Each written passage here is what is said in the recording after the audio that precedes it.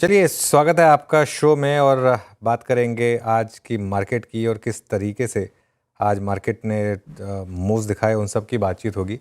Share Veeru में रहेंगे आपके साथ। आप सभी को गुड आफ्टरनून। शेयर वीरू, आपको भी गुड आफ्टरनून। Good afternoon. और ज़रा एक बार मार्केट का चार्ट देखिए, ये आज अपने आप में कुछ कह रहा है।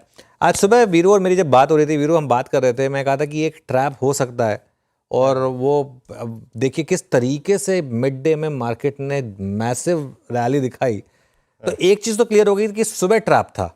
जो चीज़ नहीं पता थी कि उसके बाद जो रैली आएगी वो उससे भी बड़ा ट्रैप निकलेगी, क्योंकि उसके बाद वहाँ पर ट्रैप हुए। सुबह शॉर्ट ट्रैप हुए, मिड आफ्टरनून में लॉन्ग ट्रैप हुए, एंड हु नोज अभी मार्केट वापस किसको ट्रैप करने की तैयारी कर रहा है। तो ये आज जो है, आज का जो ट्रेड है ना, ये एक क्लासिकल एग्जांपल है। हाँ हाँ वीरू, आपने नीचे ट्रैप ऊपर ट्रैप की बात करी, ये बताइए अब हर मंगलवार को क्या सुंदरकांड का पाठ करके आना है क्या? ठीक है सही। देखिए ऐसा है वीरू, सुंदर का पाठ तो वैसे भी आपको हर मंगलवार को करना चाहिए। मतलब मैं तो करता ही हूँ, खैर चलिए, खैर वो मेरी अपनी पर्सनल वो है। लेकिन वैसे मतलब मंगलवार को लेकिन क्लियरली काफ़ी वॉलेटिलिटी बढ़ रही है। खैर देखते हैं आखिरी का ये 1.5 घंटा रहेगा कैसे, अभी बहुत कुछ होना बाकी है। तो आगे बढ़ते हैं। गुड आफ्टरनून आप दोनों को। Share Veeru, good afternoon. बिल्कुल जिस तरीके से पूरे आज इंट्राडे में मार्केट रही, आखिरी का 1.5 घंटा कैसे रहेगा वो देखने वाली बात होगी। लेकिन जैसा कि आप सभी सुबह से सवाल उठा रहे हैं, 25,000 की जो दहलीज पार नहीं कर पा रहा निफ्टी, ये कब पार करेगा? और ऐसे मूड माहौल जिस तरीके से आज वोलेटिलिटी देखने को मिल रही है, क्या करे इन्वेस्टर्स, ट्रेडर्स को? क्या हिदायत, अब कौन से लेवल्स इंपॉर्टेंट हैं, क्या करना चाहिए? बिल्कुल, वो आलिया भट्ट की पिक्चर आई थी ना, जिसमें वो पाकिस्तान जाके वो जासूस राजी उसमें गाना था ना, दहलीज ऊंची है पार करा दे। ये वही दहलीज है। लेकिन पता है, मैं उसकी बात बाद में करूंगा। पहले मैं आज बात करना चाहता हूँ स्केलर वॉलेटिलिटी की। ट्रस्ट मी श्रेया, आज ये जो वॉलेटिलिटी हुई है ना, ये बताती है क्यों वो 90% 95% रिटेल पैसा लूज करती है। ये इस वजह से जो आज वॉलेटिलिटी हुई है, ये टोटली रिटेल को किल करने वाली वॉलेटिलिटी है। और यहाँ पर देखिए आप 10 मिनट की कैंडल में 150 पॉइंट की आप कैंडल बना रहे हैं मार्केट में। और ये कई मंगलवार को हो रहा है, कई मंगलवार को इस तरीके से हो रहा है जिसमें आप इस तरीके के मूव्स देख रहे हैं। इनफैक्ट आज भी हमने सुबह बात की थी कि आज मंगलवार है, थोड़ा केयरफुल रहें। और वैसे भी ये तो आखिरी मंगलवार है, इसमें तो आज मंथली एक्सपायरी है, तो और ज़्यादा वॉलेटिलिटी हो सकती है। आई थिंक अब समय आ गया है। हमने जब से वो डेली एक्सपायरीज ख़त्म की हैं एक्सचेंजेस ने, सेबी ने, तब से आपने नोटिस करा होगा जो वॉलेटिलिटी है सिमट के 2 दिन में आ गई है, मंगलवार को और बृहस्पतिवार को। और ख़ास तौर से मंगलवार की वॉलेटिलिटी ज़्यादा होती है। अब वो सेंसेक्स की एक्सपायरी को लेकर, अच्छा ये शायद एक और रीज़न है कि दोनों एक्सचेंजेस चाहते हैं कि मंगलवार हमें मिले। ज़्यादा वॉलेटिलिटी का मतलब ज़्यादा वॉल्यूम का मतलब ज़्यादा प्रॉफिट, है ना। तो ये एक क्लियरली मंगलवार हो रहा है इस तरीके से। ऐसे बाजार में रिटेल नहीं टिक सकता, टिक ही नहीं सकता। वो आप जो मर्जी स्टॉप लॉस लगा लें, वो लगेगा ही लगेगा, और आपका स्टॉप लॉस लगा के घूमेगा। ये भी समझ लीजिए, आप जो सिस्टम में स्टॉप लॉस डालेंगे, इट्स ऑलमोस्ट एज इफ कोई देख रहा है आपने कहाँ स्टॉप लॉस लगाया, मार्केट वहीं से घूमेगा। तो ये भी हो रहा है इस मार्केट में। और एक चीज़ तो क्लियर है, FIIs का बड़ा गेम चल रहा है मार्केट में। F&O के थ्रू, वो जो जेन स्ट्रीट की भी हमने बात की थी, या और भी एक बड़े FIIs की बात की थी जो मार्केट में काफ़ी एक्टिव है। ये चीज़ तो क्लियर है, क्योंकि आप देखिए कैश में बहुत कोई ट्रेंड नहीं है।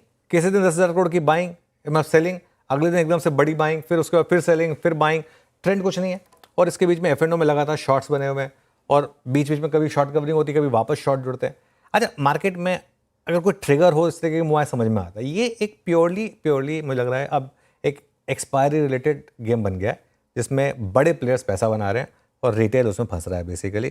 तो सवाल ये है कि ऐसे उसमें रिटेल ट्रेडर करे क्या। देखिए, अब मैं ये भी नहीं कह सकता कि नहीं आप दूरी रहिए इससे, क्योंकि पैसा बड़ा बन सकता है। अगर आपने ढंग से आज पार्टिसिपेट कर लिया होता, एक ट्रेड भी पकड़ ली होती आज आपने, जो 3 मार्केट ने ट्रेड दी उनमें से एक ट्रेड भी पकड़ ली होती तो बड़ा पैसा बनता है। लेकिन ये कहना आसान है, जहाँ बड़ा पैसा बनने के चांसेस हैं वहाँ टूटने के भी चांसेस हैं। तो अक्रॉस द बोर्ड बहुत ज़्यादा दिक्कत है। तो इस पर बात करना चाहता था। रही बात निफ्टी पर स्ट्रैटेजी की और इस 25,000 की बात की, एक चीज़ क्लियर हो गई है, अभी हम 25,000 क्रॉस करने को तैयार नहीं है डिसाइसिवली। और एक वो जो कॉल राइटर है या जो FI सेलर है, वो नहीं चाहता कि अभी हम 25,000 को डिसाइसिवली क्रॉस करें, क्योंकि अगर आपने उसको डिसाइसिवली क्रॉस किया तो फिर आप ऑल टाइम हाई की तरफ बढ़ेंगे। तो इसको आप पकड़ के रखें। मेरे ख्याल से ज़्यादा टाइम तक टिकेगा नहीं, इवेंचुअली टूटेगा, लेकिन अभी के लिए थोड़ा टाइम लग रहा है इसमें। क्लोजिंग बेसिस पर 24,700 750 को होल्ड करना ज़रूरी है। जैसे मैं कह रहा हूँ, हर मूव पकड़ने की ज़रूरत नहीं है आपको। अगर एक दो मूव पकड़ लिए तो काफ़ी है, और बाकी भगवान का नाम लीजिए और होप करिए कि स्टॉप लॉस ना लगे ऐसी मार्केट में। स्ट्रिक्ट स्टॉप लॉस के साथ जिस तरफ मोमेंटम मिल रहा है उस तरफ ट्राई करें ट्रेड। बैंक निफ्टी की जहाँ तक बात है ना, बैंक निफ्टी का आज चार्ट जो थोड़ा बेटर रहा निफ्टी से, थोड़ा कंपेरेटिवली, क्योंकि बैंक निफ्टी में अभी भी हम डे लो से ऊपर हैं। निफ्टी पर तो हम डे लो पर हैं, बैंक निफ्टी में, और 54,500 से 55,000 का जो एक जोन है उसको बचाया हमने। लेकिन यहाँ पर भी 56,000 के ऊपर निकलेंगे तभी मुझे लग रहा है कि बड़ी बाइंग आ सकती है। वीरो, गुड आफ्टरनून। इंडिविजुअल स्टॉक्स में क्या क्या मूव रहे आज? बिल्कुल अनुज, गुड आफ्टरनून। और थोड़ा सा वॉलेटिलिटी यहाँ फिर भी कम है, एटलीस्ट एक डायरेक्शनल सेंस मिल रही है यहाँ पर। हालांकि मैं दो तीन स्टॉक्स ही यहाँ पे रखूँगा। टाटा केमिकल आज 902 पे ट्रेड करता हुआ एक अच्छा मूव यहाँ पे है। ये ऑलमोस्ट अब फरवरी के बाद, सेकेंड वीक के बाद, यानी जब इसके नंबर आते क्वार्टरली नंबर्स, एक क्रैक आया था फाइनली इसमें, उसके बाद पहली बार उस जोन को पार करता हुआ strong buying. Next month futures में 15 लाख शेयर जुड़े और 17 लाख शेयर यहाँ पे कम हुए। 100 डेमा के ऊपर ट्रेड करता हुआ। बात कहने की ये भी है कि ये मेरे ख्याल से टाटा, ये आरती इंडस्ट्रीज के बाद दूसरा सबसे केमिकल का वीक स्ट्रक्चर था ये, लेकिन ये टूवर्ड्स एक्सपायरी, थोड़ी सी शॉर्ट कवरिंग और फ्रेश बाइंग विटनेस करता हुआ एक क्लियर कट रेंज ब्रेकआउट है यहाँ पर। उसके बाद जरा एक बार लेके आइए आप, same is the case with granules. Pharma space में आज इसने ऑलमोस्ट ट्रेवल करना शुरू कर दिया उसी फरवरी थर्ड वीक के ब्रेकडाउन के लेवल्स के ऊपर। अगेन यहाँ भी बाइंग, फ्रेश बाइंग काफ़ी है। लिक्विडेट हुए 10 लाख शेयर, ऐड हुए 13.25 lakh share, 12.5 lakh share fresh addition है। लोअर शेडो काफ़ी स्ट्रॉन्ग क्रिएट हुई यहाँ पर आज, और वो लो लगा 200 डेमा का। तो एक ये पैटर्न बेहद शानदार है। और एक अगेन टाटा टेक 1.25% ऊपर। अगेन हायर ट्रेजेक्ट्रीज पे स्टॉक्स उतने कंफर्टेबल नहीं है जितने लोअर ट्रेजेक्ट्रीज पे हैं। 773 ये डायरेक्शन इसने काफ़ी समय से, यानी 9 मई से मेंटेन की हुई है। आज भी काफ़ी स्ट्रॉन्ग मूव। पर अनुज, ये तो थे स्टॉक फ्यूचर्स, लेकिन कल जब हम FIS के स्टैट देख रहे थे अनुज, 1,25,000 कॉल लॉन्ग, 1,19,000 पुट लॉन्ग, क्या ये इंस्टीट्यूशंस इतनी भारी तरीके से अगर एक्सपायरी डे को पहले से ही प्रिपेयर करके आएंगे?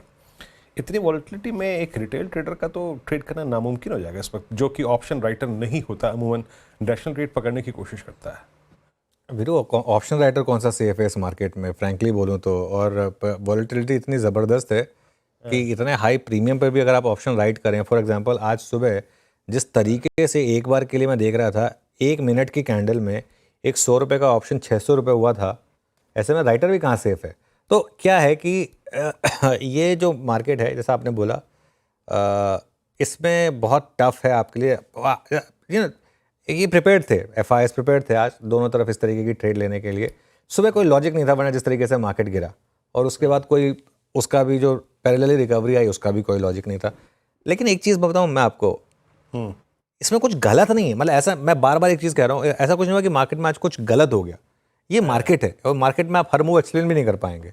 तो उस हिसाब से ये ठीक है। लेकिन क्योंकि हमारा चैनल रिटेल देखता है और हम रिटेल के इंटरेस्ट की बात करते हैं, तो ये सवाल लाजमी है इस समय कि ये मार्केट में इस तरीके के जो बिग फन एंड गेम्स हो रहे हैं, क्या आगे ऐसे ही चलते रहेंगे? हर मंगलवार, हर थर्सडे को ऐसे ही होते रहेंगे?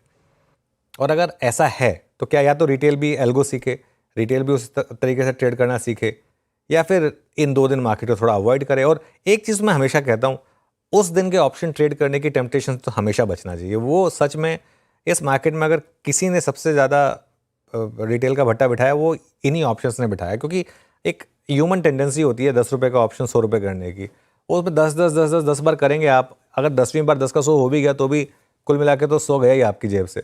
तो इसमें मतलब कोई फ़ायदा नहीं है कि इस तरीके से आप ट्रेड करें।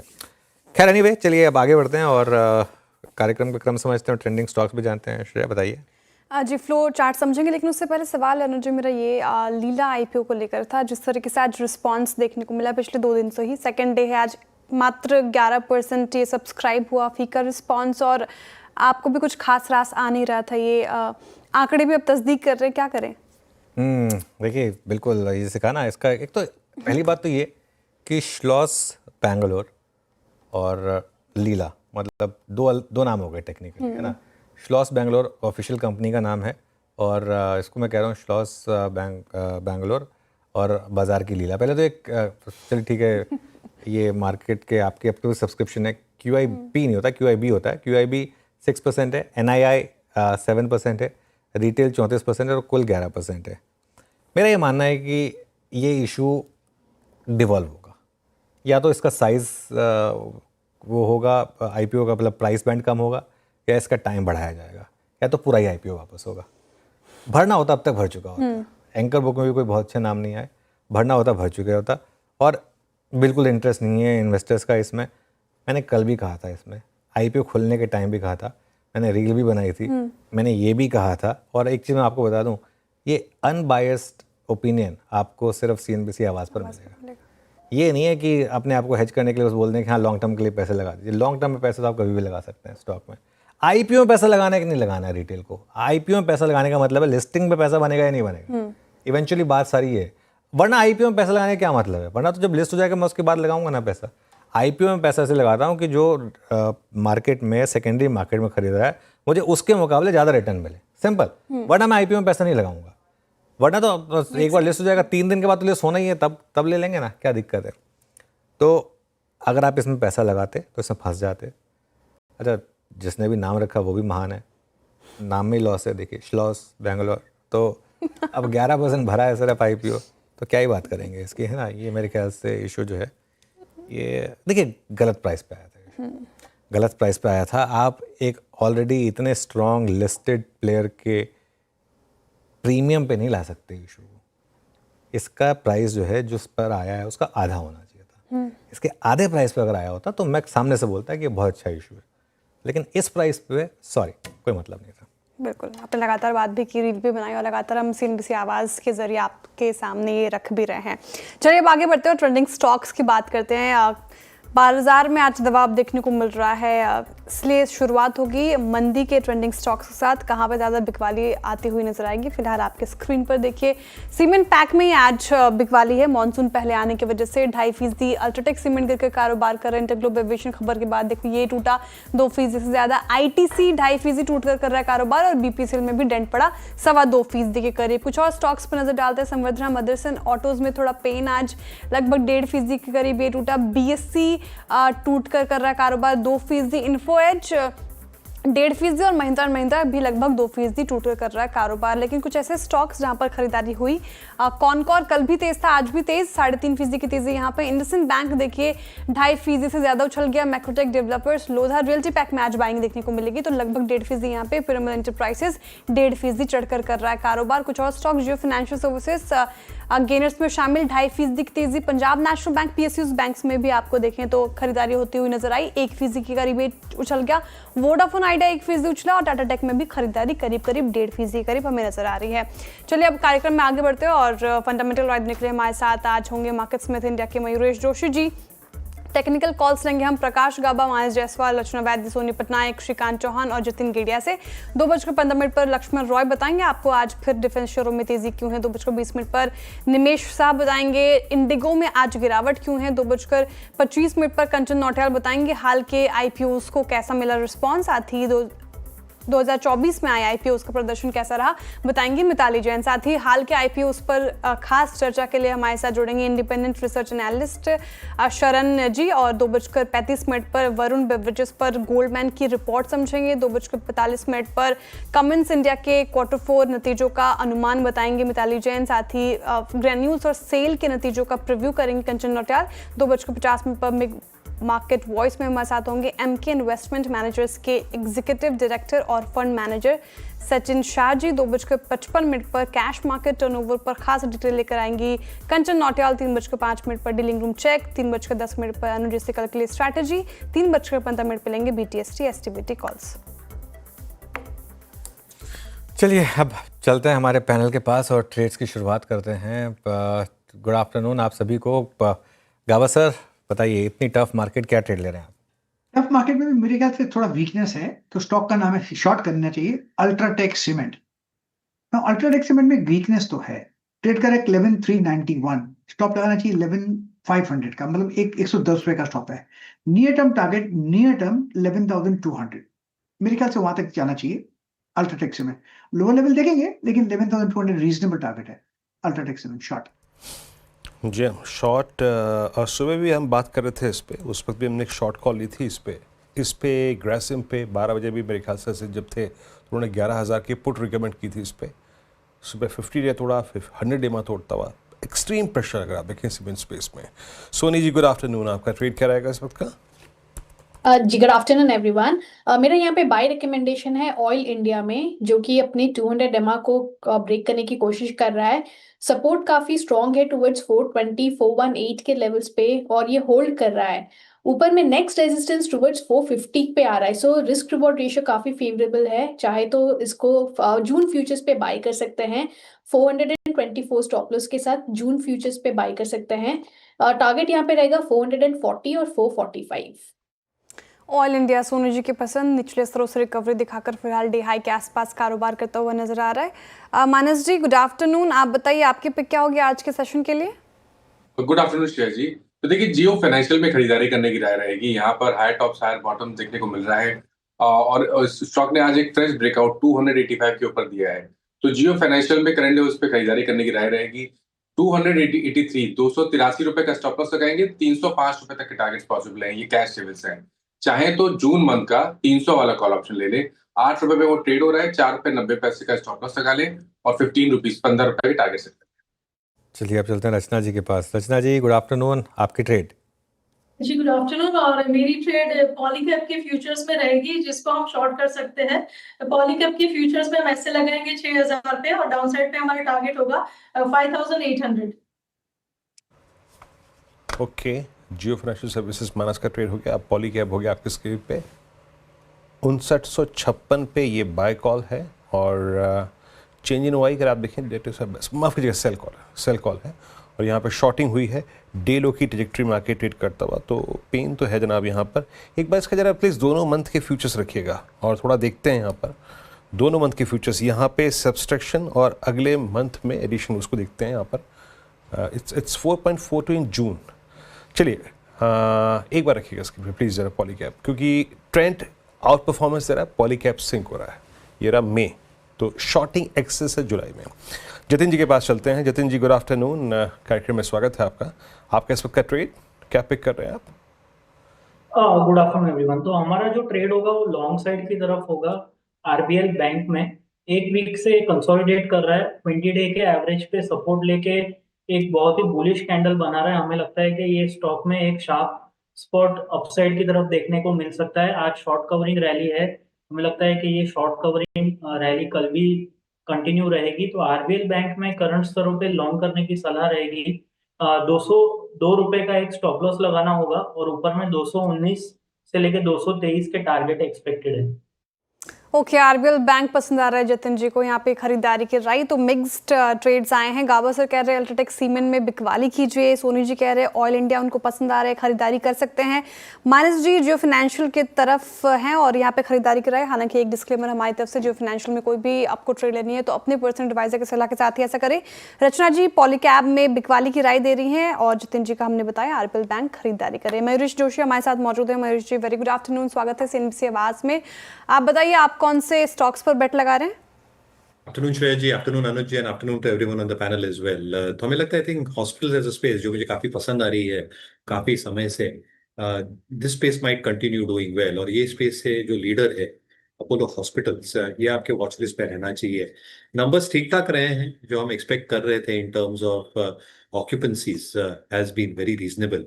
जो नए बेड एडिशंस हुए हैं पिछले कई तिमाहियों से, आई think they will now start bearing fruit, क्योंकि जैसे इनकी एक मैच्योरिटी हासिल होगी अगले कुछ क्वार्टर्स में, अगले कुछ महीनों में, कहीं ना कहीं जो कोर पैरामीटर्स हैं, एवरेज रेवेन्यू पर operating bed, average length of stay, और नए बेड्स और नए हॉस्पिटल्स में जो ऑक्यूपेंसीज बढ़ेंगी, उसकी वजह से आई थिंक जो एक लेवरेज क्रिएट हो सकता है वो सिग्निफिकेंट हो सकता है। ऑब्वियसली आई थिंक जो एबिटा मार्जिन परफॉर्मेंस रहा है मैच्योर्ड हॉस्पिटल्स का, वो स्टेबल रहा है, और इमर्जिंग हॉस्पिटल्स का एक्सपेक्ट कर रहे हैं कि अच्छा खासा ग्रो होगा। जहां तक फार्मेसी बिजनेस का सवाल है, ऑब्वियसली आई थिंक जो मैच्योर्ड फार्मेसी आउटलेट्स हैं, यहाँ पे एक स्टेडी स्टेट एबिटा परफॉर्मेंस दिख रहा है। बट जनरली आई थिंक जो स्टोर एडिशन हो रहे हैं फार्मेसी एंड पे, और जो एक्सपेक्टेशन है कि नए स्टोर में जो एक ब्रेक इवन अचीव होगा, उससे I think pharmacy related business और एबिट मार्जिन्स में भी एक प्रभाव ओवरऑल कंसोलिडेटेड नंबर्स में दिखेगा। तो मुझे लगता है I think hospitals as a space within health care ठीक ठाक लग रही है। अपोलो हॉस्पिटल आपके वॉच लिस्ट पर जरूर है। ओके चलिए अब इस वक्त की बड़ी ब्रेकिंग न्यूज़ आपकी स्क्रीन पर फ्लैश हो रही है। फर्टिलाइज़र कंपनियों को ज़्यादा सब्सिडी मिल सकती है और क्या है डिटेल ये लेकर लक्ष्मण रॉय हमारे साथ जुड़ रहे हैं। लक्ष्मण जी गुड आफ्टरनून, बताइए क्या है पूरी खबर। जी गुड आफ्टरनून। दरअसल मुझे जो सूत्रों से जानकारी मिली है उसके मुताबिक सरकार फर्टिलाइजर कंपनियों को तय सब्सिडी से ज्यादा सब्सिडी दे सकती है। ये खास तौर से डीएपी बनाने वाली जो कंपनियां हैं उनको ज्यादा सब्सिडी सरकार दे सकती है। डीएपी का इंपोर्ट करने वाली जो कंपनियां हैं उनको ज्यादा सब्सिडी दे सकती है। और इसके पीछे असली वजह यह है कि जब सरकार ने डीएपी के ऊपर सब्सिडी की रकम तय की थी उसके बाद से लगातार अंतर्राष्ट्रीय बाजार में डीएपी की कीमतें काफी ज्यादा बढ़ती जा रही है। जो मैंने डेटा निकाला उस डेटा के मुताबिक जो पहले 550 से $560 प्रति टन डीएपी की कीमत होती थी साल के शुरू में, वो अब बढ़कर के 652 रुपए प्रति टन हो गई है। $652 डॉलर प्रति टन हो गई है। ऐसे में फर्टिलाइजर कंपनियों की शिकायत ये थी कि हम अगर ज्यादा इंपोर्ट करते हैं, ज्यादा बनाते हैं तो फिर हमें सब्सिडी जितनी मिल रही है उससे मेरी भरपाई होगी, मेरा कॉस्ट ऑफ प्रोडक्शन निकलेगा नहीं। तो पिछले हफ्ते एक महत्वपूर्ण बैठक हुई फर्टिलाइजर कंपनियों की केमिकल फर्टिलाइजर मंत्री जेपी नड्डा के साथ, और उस बैठक में इस बात को जोर शोर से रखा गया और वहां पे एक तरीके से आश्वासन मिला कि आप पर्याप्त फर्टिलाइजर का उत्पादन करिए, फर्टिलाइजर का उत्पादन बढ़ाइए, डीएपी का उत्पादन बढ़ाइए, डीएपी को इंपोर्ट करिए और उसके बाद जो भी अतिरिक्त सब्सिडी होगी उस सब्सिडी की भरपाई आपको की जाएगी। तो मुझे लगता है कि ये सरकार की तरफ से फर्टिलाइजर कंपनियों को एक बड़ा संकेत है। तो आने वाले दिनों में फर्टिलाइजर का प्रोडक्शन, खासतौर से डीएपी का प्रोडक्शन सरकार फर्टिलाइजर कंपनियां बढ़ाएंगी और इंपोर्ट भी बढ़ाएंगी, क्योंकि करीब 4.8 to 5 मीट्रिक टन हमें घरेलू उत्पादन होता है और इससे ज्यादा ही करीब हम इंपोर्ट करते हैं। तो ऐसे में इंपोर्ट करने में भी फर्टिलाइजर कंपनियों को आसान होगा। तो कुल मिला के एक राहत की खबर फर्टिलाइजर कंपनियों की तरफ से ऐसे समय में जब मानसून सामान्य से बेहतर होने का अनुमान जताया जा रहा है। ओके शुक्रिया लक्ष्मण जी। तो ये आज इस वक्त की बड़ी खबर फर्टिलाइजर स्टॉक्स में आप देखिए आज आपको अच्छा एक्शन देखने को मिलेगा। Mayuresh ji good afternoon. Fertilizer stocks given monsoon इस बार स्ट्रांग रहने वाला है, क्या एक रीलुक डिजर्व करते हैं ये stocks? Afternoon, Anuj. I think we've carried on our positive stance, fertilizer और agrochemicals पे for a length of time. और हमें लगता है I think ये जो additional news जो लक्ष्मण जी ब्रेक कर रहे थे, शायद ये और भी एक बढ़ावा दे for the entire sector as a whole. I think दो चीजें apart from what Lakshman ji said, I think जो farm gate prices है यहाँ पे एक बहुत ज्यादा स्टेबिलिटी देखने मिल रही है और प्राइस स्ट्रेंथ देखने मिल गई है। तो अक्रॉस फर्टिलाइजर्स अगर आप पूरी वैल्यू चेन देखें, वो यूरिया हो, डैप हो या इवन नाइट्रोजन बेस्ड फर्टिलाइजर्स हो, यहाँ पे आई थिंक जो फार्म गेट प्राइसेस है वो अच्छे खासे स्ट्रॉन्ग और स्टेबल है। एट द सेम टाइम जो इनपुट कॉस्ट्स हैं, फॉस्फोरिक एसिड की आप कीमतें देखें, पोटैश की कीमतें देखें या अमोनिया की कीमतें देखें, they have remained very very stable as we speak. और इससे आई थिंक जो मार्जिन एक्सपेंशन हो सकता है ये काफी सिग्निफिकेंट हो सकता है। कुछ कुछ कंपनीज ने बैकवर्ड इंटीग्रेशन किया है with all these facilities at play, और इसलिए I think these companies can benefit even more, क्योंकि जो लेवरेज आ सकता है वो काफी सिग्निफिकेंट हो सकता है। और अगर गवर्नमेंट का नोटिफिकेशन आता है और अगर ये डायरेक्ट बेनिफिट ट्रांसफर थ्रू मिलता है जो मिल रहा है, कहीं ना कहीं आई थिंक जो वर्किंग कैपिटल साइकिल है वो भी आई थिंक थोड़ा ईज ऑफ हो सकता है, specifically before the monsoon season as well. तो absolutely I think we have always remained bullish on this space.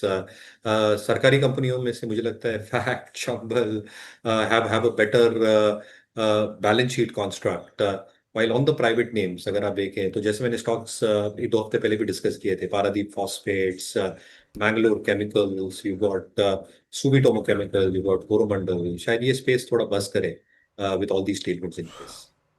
अच्छा, थोड़ा सा इसका एक टेक्निकल एस्पेक्ट भी देख लेते हैं यहाँ पर। फर्टिलाइजर कंपनी को राहत, साथ ही साथ प्रोडक्शन बढ़ाने की जो दो महत्वपूर्ण बातें हैं उनका इम्पैक्ट कैसा है, जरा एक बार चार्ट्स पे लेते हैं। राष्ट्र केमिकल फर्टिलाइजर्स को लिखा है स्क्रीन पे, एक एक करके सारे के स्टॉक चलाइएगा। चंबल, सिंस अब इस पे डेरिवेटिव कॉन्ट्रैक्ट्स अवेलेबल नहीं होंगे तो वो थोड़ी सी मायूसी है, बट स्टिल अगर आप टेक्निकल ग्राउंड पे देखें तो एक ज़माने में बहुत अच्छा स्ट्रक्चर था लेकिन अब कोलैप्स हो गया है। मानस, अगर मैं फ्रंट लाइन कुछ कंपनी से बात करूँ जहाँ पे ट्रेडिंग पैटर्न अच्छे हैं, उसमें से सबसे अच्छा क्या लग रहा है आपको जो जो जो कह सकते हैं आप बेस से बाहर आ रहा है? आरसीएफ को प्लेस करेंगे आप या फिर चंबल को फ्रंट लाइन में? देखिए, पैटर्न डेफिनेटली आरसीएफ का ज्यादा बेटर है। चंबल करेक्ट हुआ है, बेस बनाने की कोशिश हो रही है यहाँ पर, लेकिन आरसीएफ का अगर आप देखेंगे तो चार्ट तो ऑलरेडी बहुत ही बढ़िया बना हुआ है। मेरे ख्याल से जो 200 डे मूविंग एवरेज है 2 या 3 दिन पहले ब्रेक हुए थे, उसके बाद कंसोलिडेशन देखने को मिला, एक फ्रेश ब्रेकआउट आज चार्ट्स पे देखने को मिला है। तो अगर इन दोनों में से कंपेयर करें तो आरसीएफ बेटर है। करंट लेवल्स पे 151 के स्टॉप लॉस से खरीदारी की जा सकती है और 165 से 170 तक के टारगेट सेट किए जा सकते हैं।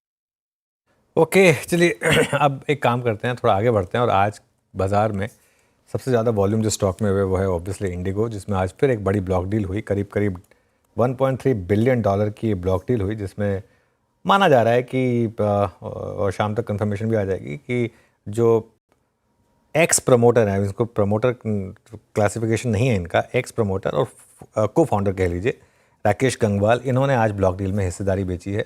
आज को मिलाकर ये छठी बार है जब इन्होंने हिस्सेदारी बेची है और किस तरीके से हर ब्लॉक डील पिछले ब्लॉक डील के मुकाबले मच बिगर प्रीमियम पर हुई है, ये बहुत ही फैसिनेटिंग स्टोरी लेकर निमेश शाह जुड़े हैं। निमेश, गुड आफ्टरनून, बताइए। आई नो, सो एक मार्केट में एक सेइंग है कि आप एविएशन स्टॉक्स में पैसा नहीं बना सकते, या एक और एक सेइंग होता है कि जब प्रमोटर बेच रहा होता है तब आप जनरली अवॉइड करो बिकॉज उसमें पैसा नहीं बनता। ये दोनों लॉजिक को गनवाल फैमिली ने एक्चुअली डिफाई किया है, जो हिसाब से इन्होंने अपनी हिस्सेदारी इंडिगो में बेच के जो पैसा रेज किया है। सो अभी तक में 2022 सितंबर से जो उन्होंने स्टेक्स बेचे हैं इंडिगो में, द गनवाल फैमिली ने, जो को ओनर्स है इस कंपनी के, अब तक 40,000 करोड़ रेज कर चुके हैं अपना स्टेक्स बेच के सिंस 2022 सितंबर के ऑन से। तो तभी से इनके बीच में जो डिस्प्यूट्स था दो प्रमोटर्स के बीच में, तब से उन्होंने डिसाइड किया था कि दे विल एग्जिट फुल्ली। तो पहला ब्लॉक किया था 2022 सितंबर के आसपास, तब अच्छा इसके पहले अभी उनके पास क्या है, अभी भी उनके पास 8.5%, 7.5, पौने 8% इक्विटी अभी भी बचा है, जो करंट प्राइस पे उसका वैल्यू होगा 16,000 करोड़। तो 40 उन्होंने बुक कर लिया और 16,000 करोड़ का अभी भी उनके पास इक्विटी बचा है इंडिगो का। बट अभी 150 दिन का लॉकअप है, तो और एटलीस्ट 6 महीने तक वो ब्लॉक नहीं आएगा। अगर आप ब्लॉक ट्रेंड्स देखिए, जो मैं बोल रहा था कि सितंबर 2022 से उन्होंने बेचना शुरू किया, पहली बार बेचा था सितंबर 2022 में नियरली 2-2.5% इक्विटी और 2,400 करोड़ रेस किया था उस स्टेक सेल से। ये था सितंबर 2022। उसके बाद 150 दिन का लॉकअप था, फिर एक ब्लॉक आया था सेम 2023 फरवरी में, तब अगेन उन्होंने कुछ 4% इक्विटी बेची थी प्रमोटर्स ने और नियरली 3,000 करोड़ रेस किया था। ये एक ही ब्लॉक है अनुज जिसमें थोड़ा सा डिस्काउंट था फ्रॉम द प्रीवियस ब्लॉक। इसके बाद के जो ट्रेंड्स देखोगे उसमें हमेशा उन्होंने प्रीमियम पे बेचा है। थर्ड ब्लॉक आया अगस्त 2023 में, अगेन 150 दिन का लॉकअप था, उसके बाद उन्होंने ऑलमोस्ट 4% इक्विटी बेची होगी। एवरेज प्राइस था नियरली 2454 और 4,200 करोड़ रेस किया था। ये जो ब्लॉक हुआ था कम से कम 24% प्रीमियम पे हुआ था उसके पहले ब्लॉक से। तो यहाँ से वो प्रीमियम का गेम शुरू हुआ था जब वो प्रीमियम पे बेचते थे। उसका नेक्स्ट ब्लॉक हुआ मार्च 2024 में, अनदर ब्लॉक 5.8% इक्विटी बेचा, 7,000 करोड़ रुपये रेस कर लिया था और वो उन्होंने बेचा था 3242 में, another almost 40% premium to the previous block. तो अगेन वो प्रीमियम पे बिका था। फिर 1.5 महीने का 150 डेज का लॉकअप था, अगेन अगस्त 24 में बेचा था, अनदर 5.4% और 5.6% स्टेक, 10,000 करोड़ रेस किया था फ्रॉम अ सिंगल डे। उन्होंने जब अपना 5.8% स्टेक बेचा था, दैट वाज इन अगस्त 24। और अब जो बेचा है, जो आज जो उन्होंने ब्लॉक बेचा, अपसाइज करके टोटल उन्होंने 5.7% इक्विटी बेचा और आज का सेलिंग प्राइस था एवरेज 5250। तो अगेन गए ब्लॉक से एटलीस्ट 10% प्रीमियम पे बेचा है ये फाइनल ब्लॉक, और अभी उन्होंने रेस किया almost 12,000 crore. So as I said almost 40,000 crore तो ऑलरेडी रेस कर चुके हैं। अभी भी उनके पास अनदर 7.8% स्टेक बचा है, जो आज के करंट प्राइस पे वैल्यूड है क्लोज टू 16,000 करोड़। सो 56-57,000 करोड़, 57,000 करोड़ आसपास गनवाल फैमिली रेस कर सकता है, ऑलरेडी 40 रेस कर चुका है। सो अगेन मैंने जो पहले बोला कि बहुत कम लोग होते हैं जो एविएशन में पैसा बनाते हैं, और ये एक सिंपल एग्जांपल है कि अगर आप राइट एयरलाइन लो तो बहुत पैसा बन सकता है एयरलाइन स्टॉक्स में भी। बिल्कुल, और बिल्कुल लिस्टेड स्टॉक बेचा है तो टैक्स पे 12.5% ही लगेगा, है ना, उस पर ज़्यादा टैक्स भी नहीं लगेगा उस पर। आज अनुज मैं देख रहा था स्पाइसजेट का मार्केट कैप भी 10,000 करोड़ है, जबकि एक ब्लॉक में, आज के ब्लॉक में 5.5% इक्विटी बेच के 11,000 करोड़ पर रेस किया है। तो वर्चुअली एक एयरलाइन खरीद सकता है यहाँ बैठे बैठे। नहीं, गनवाल फैमिली बिल्कुल। देखिए इसमें क्या है ना निमेश, बिल्कुल आई थिंक सबने वो फिल्म देखी होगी द सोशल नेटवर्क, वो जो मार्क ज़करबर्ग के ऊपर बनी थी, और एक कहते हैं कि अगर आप बडिंग एंटरप्रेन्योर हैं तो आपको फिल्म ज़रूर देखनी चाहिए। उसमें जब वो मार्क ज़करबर्ग बात करते हैं तो शुरुआत करते हैं वो कि कितना वैल्यूएशन होना चाहिए हमारे सोशल नेटवर्क का। वो शुरुआत करते हैं, कहते हैं $1 million, $10 million, वो जो इन्वेस्टर आते हैं वो कहते हैं $1 billion, और सबकी आंखें फटी की फटी रह जाती हैं। कहाँ आज हम $1 trillion की बात कर रहे हैं, $1 billion तो बहुत पीछे रह गया। तो एक अगर सक्सेसफुल एंटरप्रेन्योर एक इस तरीके का बिजनेस बनाता है, उसके बाद वो किस तरीके के पैसे कमा सकता है। मेरा तो एक ही सवाल होगा वीरू, जब अगर मैं उनसे मिलूंगा तो क्या करेंगे इतनी धनराशि का? बहुत लोग पूछे उनकी फैमिली में कौन है, उनकी डॉटर कौन है, उनका पोता कौन है, पोती कौन है। सो आज लोग वहां तक पहुंच गए कि कहीं से कुछ नहीं निकले। तो मैं समझ गया आपका निमेश, आपका इशारा समझ गया। आगे नहीं बढ़ते वहां पे। अच्छा, क्या अभी 7.5 और बचा है ना, जिसकी अप्रोक्सीमेटली 16,000 करोड़ रुपए कीमत है आज के प्राइस पे, है ना? हाँ निमेश, करेक्ट। सो अभी जो स्टेक बचा है 7.8% स्टेक, वो आज के करंट मार्केट प्राइस पर अगर कैलकुलेट करें तो 16,000 करोड़ अभी भी बाकी है जो लोग जो इनकैश कर सकते हैं। बट अभी तो 150 दिन का लॉकअप है, तो 5 महीने तो बेच नहीं सकते। निमेश बाबू का शोकेस नंबर क्रंचिंग के लिए करीब $0.5 ट्रिलियन, आई मीन 50 से 60,000 करोड़ रुपए का अगर आप देखें ऑफलोडिंग होगी अनुज। बट क्योंकि अब तो हमारे पास लॉक इन है अगेन, अभी तो काफ़ी बड़ा लॉक इन पीरियड आ गया हमारे पास जब वो स्टेक ऑफलोड होगा। लेकिन क्या लग रहा है, आई मीन क्रूड भी कंफर्टेबल ट्रैजेक्टरी में इसकी ये, और ये आपका चल भी रहा है पूरा का पूरा हॉलीडे सीजन, लग रहा है कि इस बार एक फिर मूव आएगा आज की सप्लाई के बाद, है ना? देखिए वीरू, ऐसा है, मैं आपको याद होगा हम 1800 पे पहली बार बुलिश हुए थे इंटरग्लोब पर, और पूरी केस स्टडी समझाई थी इसकी। हर बार जब ये स्टॉक करेक्ट हुआ, हर बार एक ही व्यू रहा कि बहुत अच्छी बाइंग अपॉर्चुनिटी है। इसमें सबसे अच्छी बाइंग अपॉर्चुनिटी आई थी पिछले क्वार्टर के ख़राब नंबर के बाद। वो एक इकलौता ख़राब नंबर आया था पिछले कुछ समय में जो इन्होंने दिया था। इस बार के नंबर पर टॉप भी बना क्योंकि वो भी वन ऑफ था। प्लस ये मेरा ये मानना है कि अगला ब्लॉक जो होगा ना, वो शायद आखिरी ब्लॉक होगा। बस अब अगली बार में वो शायद या 2 में अगर डिवाइड करना चाहें, वो उनके ऊपर डिपेंड करेगा। ये भी प्रीमियम पे होगा, ये भी प्रीमियम पे होगा, और हो सकता है वो आखिरी का कुछ बचा के रखें एकदम 10,000 रुपये के प्राइस पे बेचने के लिए। मतलब मुझे हैरानी नहीं होगी अगर वो भी हो तो इसमें, क्योंकि इस समय हिंदुस्तान में लिस्टेड यूनिवर्स में और कौन सी एयरलाइन है, लिस्टेड छोड़िए अनलिस्टेड में भी कौन सी और एयरलाइन है, अगर आपको बुक करनी है तो यही बुक करनी है। मन मार के भी हम यही बुक करते हैं ना। सही बात है जनाब, 5312 पे। और आज इसका एक बड़ा अच्छा स्ट्रक्चर रहा। आप देखिए फरवरी 2025 से अब तक इसने कभी भी इस फॉलिंग चैनल को कभी नहीं तोड़ा। टेक्निकल इशू से बात नहीं करेंगे यहाँ पर। मीनवाइल अब जरा इंडिगो का चैप्टर क्लोज करके जरा मार्केट पे आए तो मार्केट से डे लो निफ्टी ने सुबह के स्विंग लो को तोड़ा। अभी जब हम इस पे डिस्कशन करते हैं इंडिगो पे, वो जो लो था स्विंग करीब 24,750 का तोड़ के एक नया फ्रेश इंट्राडे लो 24,701। कुछ आते हैं स्ट्रक्चर्स पे जो कि शॉर्टिंग के कैंडिडेट्स बन रहे हैं। Let's bring Kotak Mahindra bank. एक बार कोटक को लेके आइएगा। सबसे पहले वीक पड़ने वाला स्ट्रक्चर, एक बार जरा सोनी जी इसको देखिएगा। मैं कोटक को क्यों मार्क कर रहा हूँ, मैं भी इसमें डिस्कस मतलब रीड कर रहा था इसके स्टैट्स।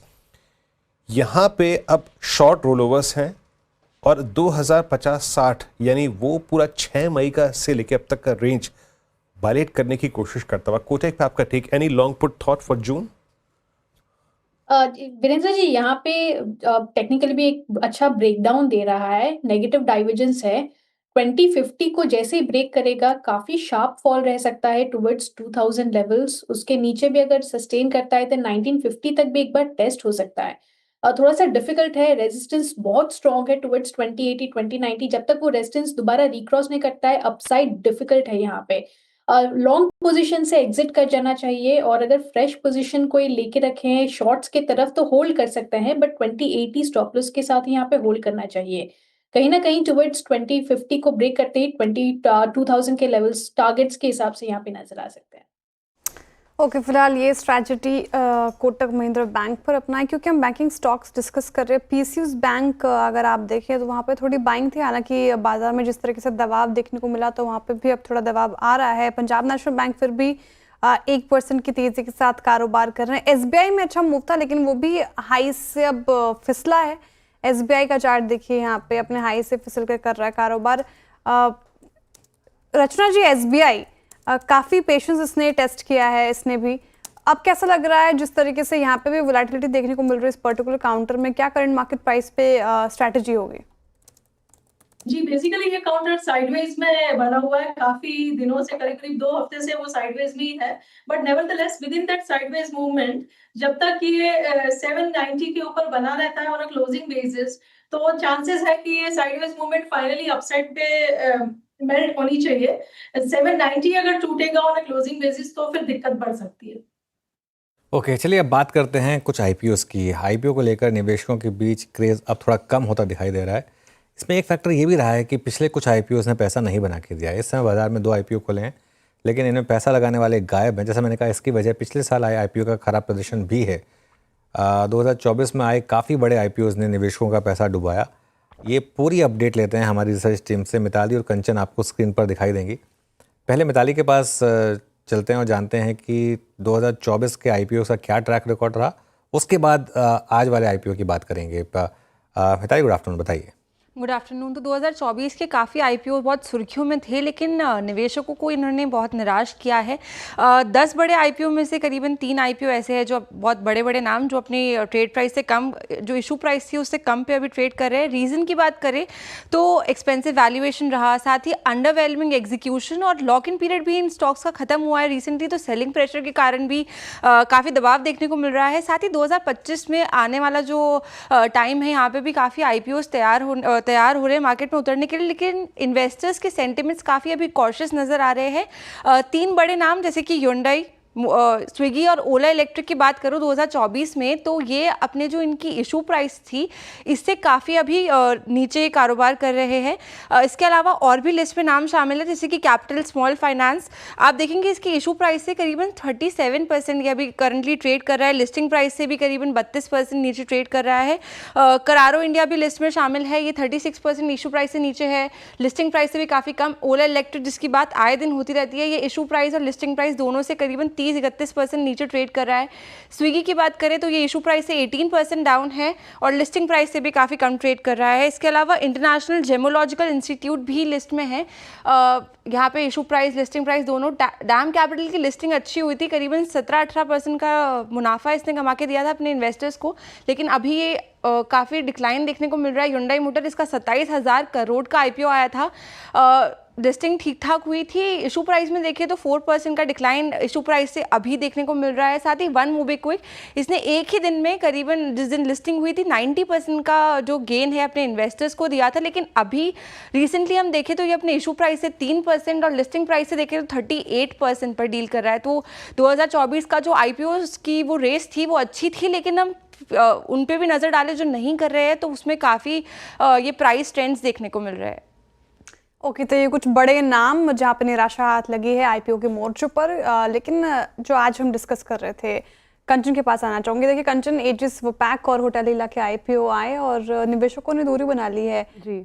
क्या है वजह, क्या रही, क्यों हुआ ऐसा? डेफिनेटली आईपीओ आए हैं और आईपीओ इस उम्मीद से आए थे कि अच्छा खासा रिस्पांस मिलेगा, लेकिन कुछ उल्टा ही रिस्पांस यहाँ पे मिलता हुआ दिखाई दिया है। 2 आईपीओ बाजार के अंदर आए थे, एक तो लीला होटल का और साथ ही साथ एजीज वोपैक का आया था। सबसे पहले बात कर लेते हैं एजीज वोपैक के आईपीओ की। यहाँ पे आप चारों ही फ्रंट में देख लीजिए, चाहे आप क्यूआईपी के जरिए देख लीजिए, रिटेल के थ्रू देख लीजिए या एनएचआई के थ्रू देख लीजिए, जो सब्सक्रिप्शन रेट है वो काफ़ी हमें लोअर साइड में जाता हुआ दिखाई दिया। इसके पीछे के काफ़ी सारे रीजंस है। पहले रीजंस मैं आपको बता देती हूँ।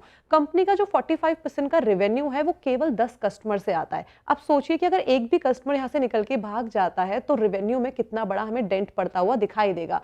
साथ ही साथ जो कंपनी का फोकस है वो एलपीजी सेगमेंट में काफ़ी ज़्यादा है, जिसकी वजह से भी ये कंसर्निंग फैक्टर इस टाइम पे बना हुआ है। यही नहीं बल्कि जो बिजनेस एक्सपोजर है इनका वो वेस्टर्न कोस्ट की साइड ज़्यादा है और ये भी इस टाइम पे घबराने वाली बात है। और इस सेगमेंट में जो लिस्टेड एंटिटीज ऑलरेडी मार्केट में कामकाज कर रही है उसके कंपैरिजन में जो एजीज का वैल्यूएशन है वो यहाँ पे काफ़ी ज़्यादा ओवरस्टेस्ड इस टाइम पे हमें दिखाई दे रहा है। अगर आप करंटली भी देखें तो जो इसका सब्सक्रिप्शन का रेशियो है वो भी कोई बहुत ज़्यादा ल्यूक्रेटिव दिखाई नहीं दे रहा है। 26 तारीख को ये ओपन हुआ था, कल ये बंद हो जाएगा और अभी भी जो परफॉर्मेंस है वो हमें लोअर साइड पे ही जाती हुई दिखाई दी है। अब बात कर लेते हैं लीला की। यहाँ पे भी जो कंसर्न है वो कुछ इसी तरीके के है। जो ऑलरेडी लिस्टेड कंपनीज है मार्केट के अंदर वो इससे काफी अच्छा परफॉर्म कर रही है, परफॉर्मेंस तो अच्छा कर रही है, लेकिन वैल्यूएशंस भी इस टाइम पे उनके काफी ज्यादा पॉजिटिव साइड में दिखाई दे रहे हैं, जो कि एक खतरा है इस लीला के आईपीओ के लिए, बिकॉज इनका एक्सपोजर भी इतना ज्यादा नहीं है और जो लिस्टेड एंटिटीज है उनके कंपैरिजन में लीला का जो वैल्यूएशन है वो भी काफी ज्यादा ओवरस्टेज इस टाइम पे दिखाई दे रहा है। इस टाइम पे देखिए कि कितना ये भरा है। क्यूआईबी के जरिए केवल 6% यहाँ पे सब्सक्राइब हुआ है एनआईआई यहाँ पे 7%, रिटेल 34%, और अगर हम टोटल देखें तो 11% ही सब्सक्रिप्शन मिला है। तो वैल्यूएशन काफी स्ट्रेच्ड है और जो बिजनेस मॉडल है वो भी काफी ज्यादा स्ट्रॉन्गर साइड में नहीं है, और यही रीजन है ये कामयाब नहीं है। बिल्कुल, तो दो आईपीओस दोनों को इस समय ठंडा रिस्पांस मिलता हुआ। मिताली और कंचन, शुक्रिया आपका।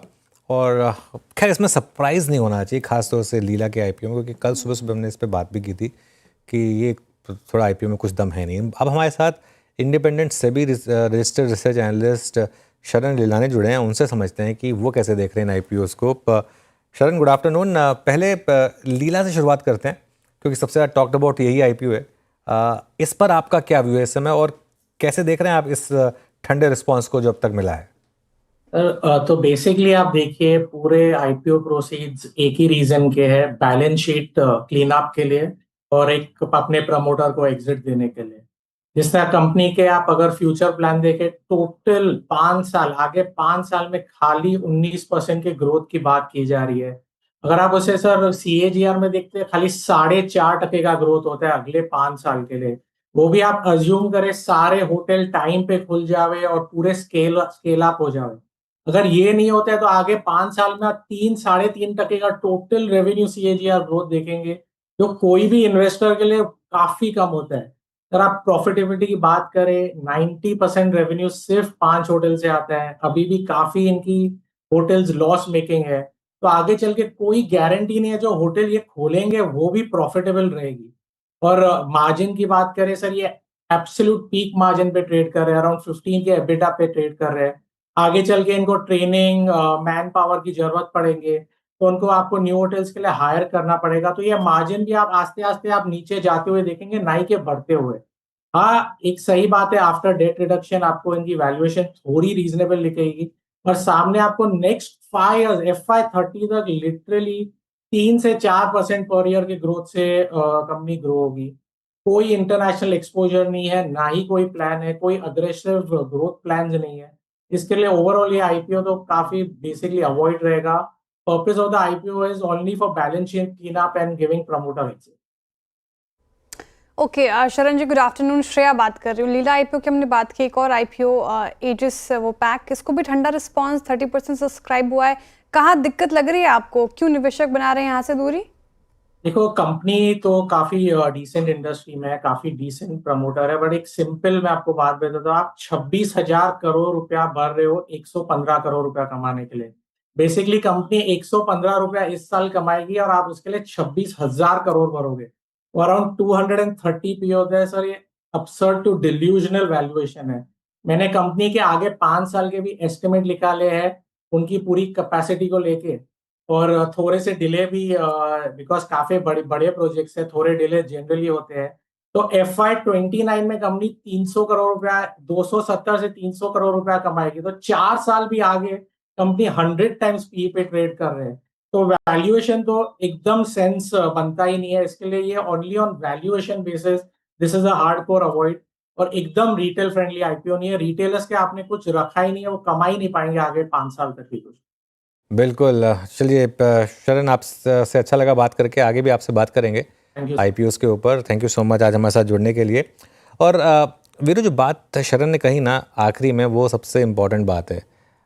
आप आईपीओ में अगर रिटेल के लिए कुछ नहीं छोड़ेंगे तो कोई फ़ायदा नहीं है। मतलब आप देखिए, आईपीओ आता है, मैं बार बार कहता हूँ, एक रिटेल एक उम्मीद ला के बैठता। आज की डेट में भी एक ऐसी जनरेशन है जो सिर्फ आईपीओस में इन्वेस्ट करती है, पहले से करती आई। तब का ज़माना है जब आप फॉर्म भरते थे, अब तो खैर वो सब टाइम ख़त्म हो गया। लेकिन उसमें अगर आप जैसे कह रहे हैं, अब ये जैसे एजिस वोपैक है फॉर एग्जांपल, आप 26,000 करोड़ का मार्केट कैप मांग रहे हैं।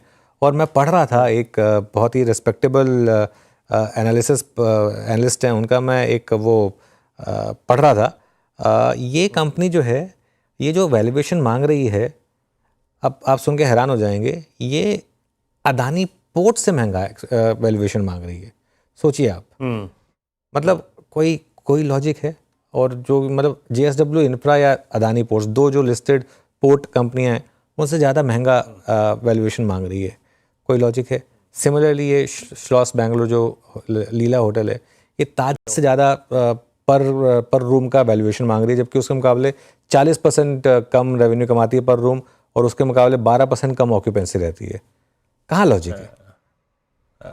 मैं तो अनुज, मैं लीला के कंपैरिजन में पढ़ रहा था, जो इनका आस्किंग प्राइस है उससे कहीं अच्छा आपके पास प्रूवन ट्रैक रिकॉर्ड के साथ दो कंपनियां हैं। आप चाहे वो इंडियन होटल्स में जाइए, आप नंबर्स देखिए, top line bottom line margins, और आईटीसी होटल्स देखिए। यानी अगर आपको होटल्स में एक्सपोजर लेना है तो आपके पास दो और कैंडिडेट्स हैं, है ना?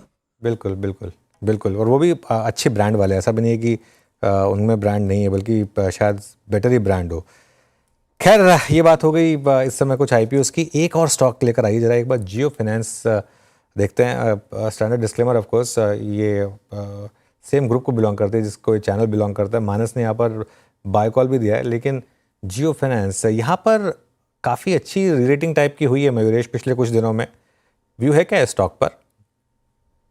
नहीं, बिल्कुल। आई थिंक जो तरीके से इन्होंने स्टार्ट किया था कि वो जो अर्ली यानी इजी प्लकिंग्स थे जिसे हम कहते हैं, वो I think they were trying to probably capitalize on, and to a certain extent I think जैसे इनकी शुरुआत हुई है फाइनेंशियल सर्विसेज डोमेन में, वो लाइफ इंश्योरेंस सर्विसेज हो, एसेट मैनेजमेंट हो, जो टाइप इन्होंने किया है ब्लैक रॉक के साथ भी, I think it is in the right direction as well. और ये नहीं भूलना चाहिए जो इनका बैकिंग है, आज जो इनका कस्टमर डेटाबेस इन्होंने जमा किया है थ्रू जियो मार्ट, आज हम उम्मीद लगाए बैठे हैं जो क्रॉस सेलिंग अपॉर्चुनिटीज हैं ये काफी सिग्निफिकेंट हो सकती है। और जो टेक एनेबल्ड बैकबोन इन्होंने बनाया है across their services, I think it becomes a very good cross sell opportunity for Jio financial as well. हालांकि आई थिंक अभी तक फुल ब्लोन नंबर्स है नहीं इन terms of balance sheet, but कहीं ना कहीं आई थिंक मार्केट ये भाप के चल रहा है कि जो मार्केट शेयर गेन्स ये कर सकते हैं I think can be significantly better. तो शायद मोमेंटम स्टॉक में बिल्कुल बरकरार है। चलिए अब एक काम करते हैं, चार का चौका का सीक्वेंस बताते हैं आपको। सबसे पहले चलेंगे सोनी जी के पास सस्ता ऑप्शन के लिए, फिर चलेंगे हम रचना जी के पास एफएनओ सुपरस्टार ट्रेड के लिए, मानस जी के पास चार्ट का चमत्कार, और महेश जोशी जी के पास मिड कैप फंडा के लिए। तो सोनी जी आप शुरुआत करिए सस्ता ऑप्शन के साथ। अनुज जी, यहाँ पे सस्ता ऑप्शन में रेकमेंड करना चाहती हूँ चोला फाइनेंस में 1700 कॉल ऑप्शन जून सीरीज के आप बाय कर सकते हैं। 39.5 पे यहाँ चल रहा है, यहाँ पे बाय कर सकते हैं। स्टॉप लॉस रहेगा 28 का, पहला टारगेट है 65, दूसरा टारगेट रहेगा 78 का। काफी स्ट्रॉन्ग ब्रेकआउट दे रहा है यहाँ पे 1620 1630 के रेंज पे बहुत स्ट्रॉन्ग सपोर्ट है। पोजिशनली बहुत अच्छा लग रहा है। आउटलुक जून सीरीज में टुवर्ड 1700 1740 के रेंज को टेस्ट कर सकता है। सो यहाँ पे हमें लगता है कि टुवर्ड 1700 एक बार पहले जब टेस्ट करेगा तो 1700 कॉल ऑप्शन में पार्टिसिपेट कर सकते हैं। रिस्क रिवॉर्ड रेशियो वाइज भी काफी फेवरेबल लग रहा है। ओके, सोनी पटनायक जी का ट्रेड रहा चोला। आपके स्क्रीन पे कॉल 1700 स्ट्राइक 39 पे ट्रेड करते हुए पिक करनी है आपको। रचना जी के पास चलते हैं आज का फिर सुपरस्टार पिक करने के लिए। रचना जी आपका ट्रेड। जी, मेरी तरफ से टीवीएस मोटर्स में लॉन्ग रहेगा और हम जून के फ्यूचर्स को चूज करेंगे। यहाँ पे 2800 का एसएल लगाएंगे और आने वाले 2 घंटे के लिए तो ठीक बात है, लेकिन इसको पूरे हफ्ते के लिए भी होल्ड करना चाहिए। 2800 के एसएल के साथ इसमें पहला टारगेट होना चाहिए 2850 and second target 2890। TVS motor F&O superstar के लिए रचना जी की पसंद, जून फ्यूचर्स में यहाँ पे खरीदारी की राय। मानस जी आप बताइए आपका चार्ट का चमत्कार क्या होगा? तो देखिए श्रेया जी, आई थिंक कंटेनर कॉर्पोरेशन पे ध्यान देना चाहिए, क्योंकि यहाँ पर एक फ्रेश ब्रेकआउट चार्ट्स पे देखने को मिला है। बेहतर वॉल्यूम पिछले 3 दिनों से देखने को मिल रहे हैं और अब स्टॉक तैयार है अपने 200 मूविंग एवरेज को ब्रेक करने के लिए। तो कंटेनर कॉर्पोरेशन में करंट लेवल्स पे खरीदारी करेंगे। 754 के स्टॉप लॉस से खरीदारी करनी है और 800 रुपए तक के टारगेट पॉसिबल है ये कैश लेवल्स है। अगर चाहे तो जून मंथ का 770 वाला कॉल ऑप्शन ले सकते हैं। 26 रुपए के आसपास ये ऑप्शन ट्रेड हो रहा है। इसमें आपको 19 रुपीज का स्टॉप लॉस लगाना है और 40 रुपीज के टारगेट सेट करना है।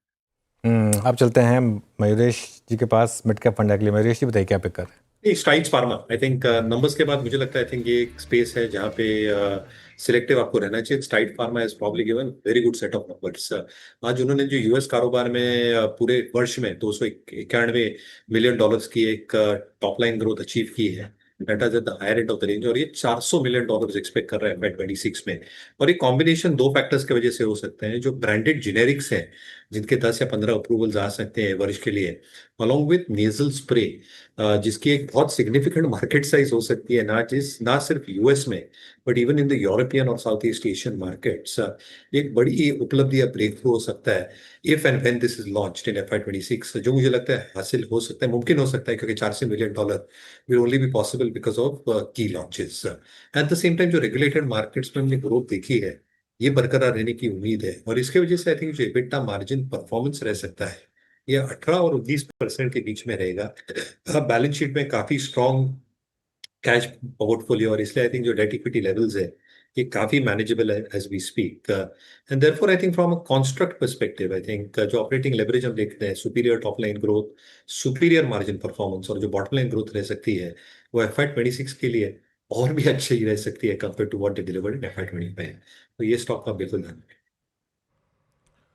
Strides pharma. खैर, मैं शुरुआत से एक बार फिर से स्क्रीन पर देता हूँ जो ट्रेड्स पिक किया गया। सोनी पटनायक जी ने आज का सस्ता ऑप्शन ट्रेड लिया था चोला फाइनेंस की कॉल स्ट्राइक 1700 की 39, ये पिक किया था। 39.90 पे ट्रेड करते हुए 65.78 का लक्ष्य, 28 का स्टॉप लॉस है। रचना जी ने टीवीएस मोटर्स फ्यूचर्स की बाय कॉल एट 2817 दी थी ट्रेड करती हुई ये। और मानस जी ने पिक किया आज कंटेनर कॉर्प, आज का चार्ट का चमत्कार, 767 पे ट्रेड करता हुआ इस वक्त 800 के लक्ष्य के लिए। स्ट्राइड्स फार्मा मयूरेश की कॉल रही आज मिड कैप फंडा। स्ट्रॉन्ग मूव यहाँ पर भी है। फार्मा के बहुत सारे कैंडिडेट्स आज ठीक ठाक नजर आ रहे थे। एक बार जरा ग्रेनुअल्स को लेके आइए। ग्रेनुअल्स जो क्लीन चार्ट हैं, अच्छा करते हुए जिस प्रकार का कंटेनर कॉर्प है, कुछ वैसे ही चार्ट 2% ऊपर ये डे हाई पर है। एक बार एक काम करते हैं, थोड़े से पूरे फार्मा की ही स्कैनिंग कर लेते हैं। क्या पिक करना चाहिए फार्मा स्पेस में? पहले ग्रेनुअल स्क्रीन पे रखिएगा और इसका OI भी रखिएगा स्क्रीन पे। बाकी कैंडिडेट्स को देखते हैं। एबर्ट क्या करता हुआ? नहीं, बैकफुट पे है ये, इसको छोड़ते हैं। सबसे क्लीन चार्ट मेरे ख्याल से ग्रेनुअल्स, दिवीज लैब को छोड़ते हैं, ओवर हिटेड है थोड़ा सा, और जस्ट ग्रेनुअल्स मेरे ख्याल से सिर्फ ग्रेनुअल्स है। जतिन जी, ग्रेनुअल्स को कैसे रीड कर रहे हैं आप? 532 क्लासिकल फ्लैग ब्रेकआउट सारे एवरेजेस के ऊपर, और वो एक 17 फरवरी का ब्रेकडाउन पॉइंट है, उसी को रीगेन करता हुआ। आपका टेक ग्रेनुअल स्पेस में?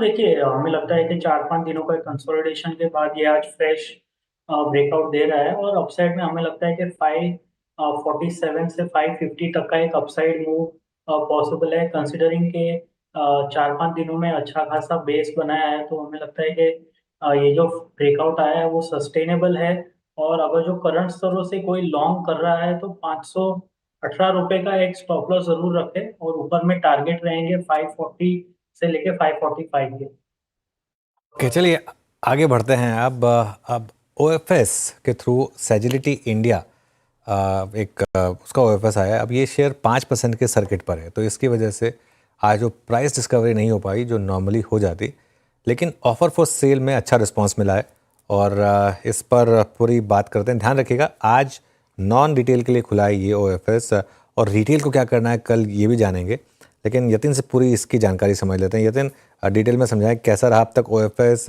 और कल रिटेल के लिए खुलने वाला है, और सेजिलिटी ओवरऑल कैसा रहा है इसका अब तक का प्राइस परफॉर्मेंस? बिल्कुल, तो जैसे आपने बिल्कुल सही तरीके से बताया कि स्टॉक 5% के लोअर सर्किट पे है, इसके कारण प्राइस डिस्कवरी नहीं हो पा रही है। टिपिकली जब OFS आता है तो 20% की सर्किट तक स्टॉक खुला होता है और 10-15%, 20% तक डिस्काउंट होता है, तो ट्रेड आपको मुमकिन हो पाता है।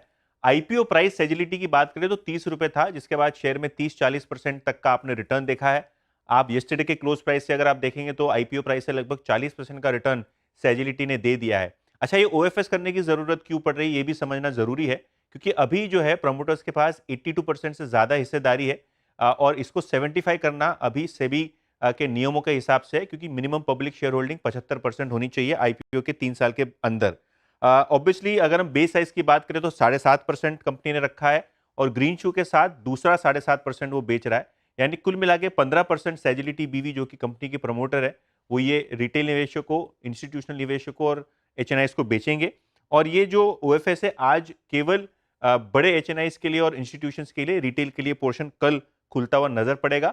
लेकिन आप कल की सर्किट अगर देख लें तो वो 38 रुपीज के आसपास ही आती हुई नजर पड़ रही है, और जो अभी तक एक्सचेंज पे डिमांड देखने को मिल रही है वो 38 रुपए 15 पैसे के आसपास देखने को मिल रही है। इसका मतलब ये है कि लोअर एंड पे ही जो फ्लोर प्राइस है उसके आसपास ही आपको ट्रांजैक्शन कंप्लीट होता हुआ दिखाई दे सकता है। अभी तक मतलब 10 मिनट पहले का जो डेटा आया था उसमें लगभग 80% तक का सब्सक्रिप्शन बेस साइज पे हो गया है। अगर आप इसको ग्रीन इश्यू तक लेके जाएं तो लगभग 40% का रिस्पॉन्स अभी तक आ चुका है कुल इश्यू के लिए। लेकिन 3 बजे के बाद टिपिकली OFS की डिमांड सप्लाई जो है पिकअप होती है, तो ये देखा जाएगा कि 3:15-3:20 तक कितनी डिमांड होती है। ब्रॉडली ऐसा दिखाई पड़ रहा है कि अभी ये पूरा इशू लगभग 38 रुपए के आसपास कवर्ड होता हुआ नजर पड़ रहा है। और शेयर होल्डिंग पैटर्न काफी इंटरेस्टिंग है कंपनी की, क्योंकि म्यूचुअल फंड्स के पास 15% का जो पब्लिक फ्लोट है 15-16% का, उसमें से 7.5% म्यूचुअल फंड्स के पास है, FIs के पास लगभग 3.5% हिस्सेदारी है और बचा हुआ लगभग 5.5% HNIs और रिटेल के पास है। तो ब्रॉडली अगर हम देखें तो काफी ज्यादा इंस्टीट्यूशनल इंटरेस्ट यहाँ काउंटर में देखने को मिला है आईपीओ के बाद। तो देखते हैं OFS में कौन से नए नाम यहाँ जुड़ते हैं। ओके चलिए, तो ये इस समय सेजिलिटी पर एक डिटेल एनालिसिस। शुक्रिया यतिन। मयूरेश, आपने ट्रैक किया है क्या स्टॉक? बिल्कुल, और मुझे लगता है आई थिंक अनुज, जैसे यतिन ने कहा, आई थिंक एक जो इंटरेस्ट आ रहा है वो है बिजनेस मॉडल को लेके। तो क्या ये बिजनेस मॉडल का जो इनका एक प्रोडक्ट मिक्स है, क्या ये डिलीवर कर पाएंगे अगले कुछ तिमाहियों तक, ये जानना बहुत लाजमी होगा। And whether they can compound their growth in the next few years. इसलिए आई थिंक जो अगले 2 क्वार्टर्स के नतीजे रहने वाले हैं ये बहुत महत्वपूर्ण रहने वाले हैं।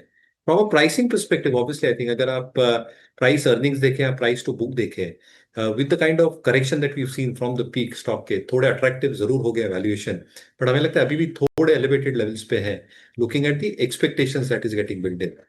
तो कहीं ना कहीं आई थिंक कौन इन्वेस्टर्स आता है ये देखना लाजमी होगा, but with the kind of pedigree that is already there in the stock, अगर अच्छे नाम आते हैं तो मुझे लगता है कि आज का जो प्राइस रहेगा इन टर्म्स ऑफ दी OFS शायद इस स्टॉक के लिए बॉटम हो जाए। जी हाँ, ये रही प्राइस OFS पर आए। अभी काम करते हैं हल्का सा, एक बार निफ्टी को देखते हैं, फिर चलते हैं एक मेहमान को इसका एक में और जोड़ते हैं। निफ्टी मतलब वो 24,730 तक गया, फिर 24,800 के नज़दीक आके ट्रेड करता हुआ। श्रीकांत चौहान कोटक सिक्योरिटी से जुड़ चुके हैं। श्रीकांत, गुड आफ्टरनून, कार्यक्रम में स्वागत है। एक्सट्रीम एक्सपायरी वोलेटिलिटी, क्या ट्रेड कर रहे हैं आप, क्या पिक कर रहे हैं अभी भी?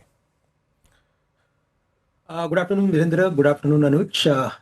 तो बिल्कुल अगर इस मार्केट के अगर ओवरऑल टेक्निकल पैटर्न को देखें तो एक बड़ी रेंज में ये मार्केट आ चुका है। 25,100 के लेवल्स को क्रॉस करना मुश्किल हो रहा है। 24,500 के लेवल्स के नीचे मार्केट सस्टेन नहीं हो रहा है। और अभी अगर आप देखें तो exactly we are at equilibrium level. तो इन लेवल्स पे डेफिनेटली कंफ्यूजन होगा क्योंकि इंडिया विक्स जो है वो भी 18.5-19 के आसपास है।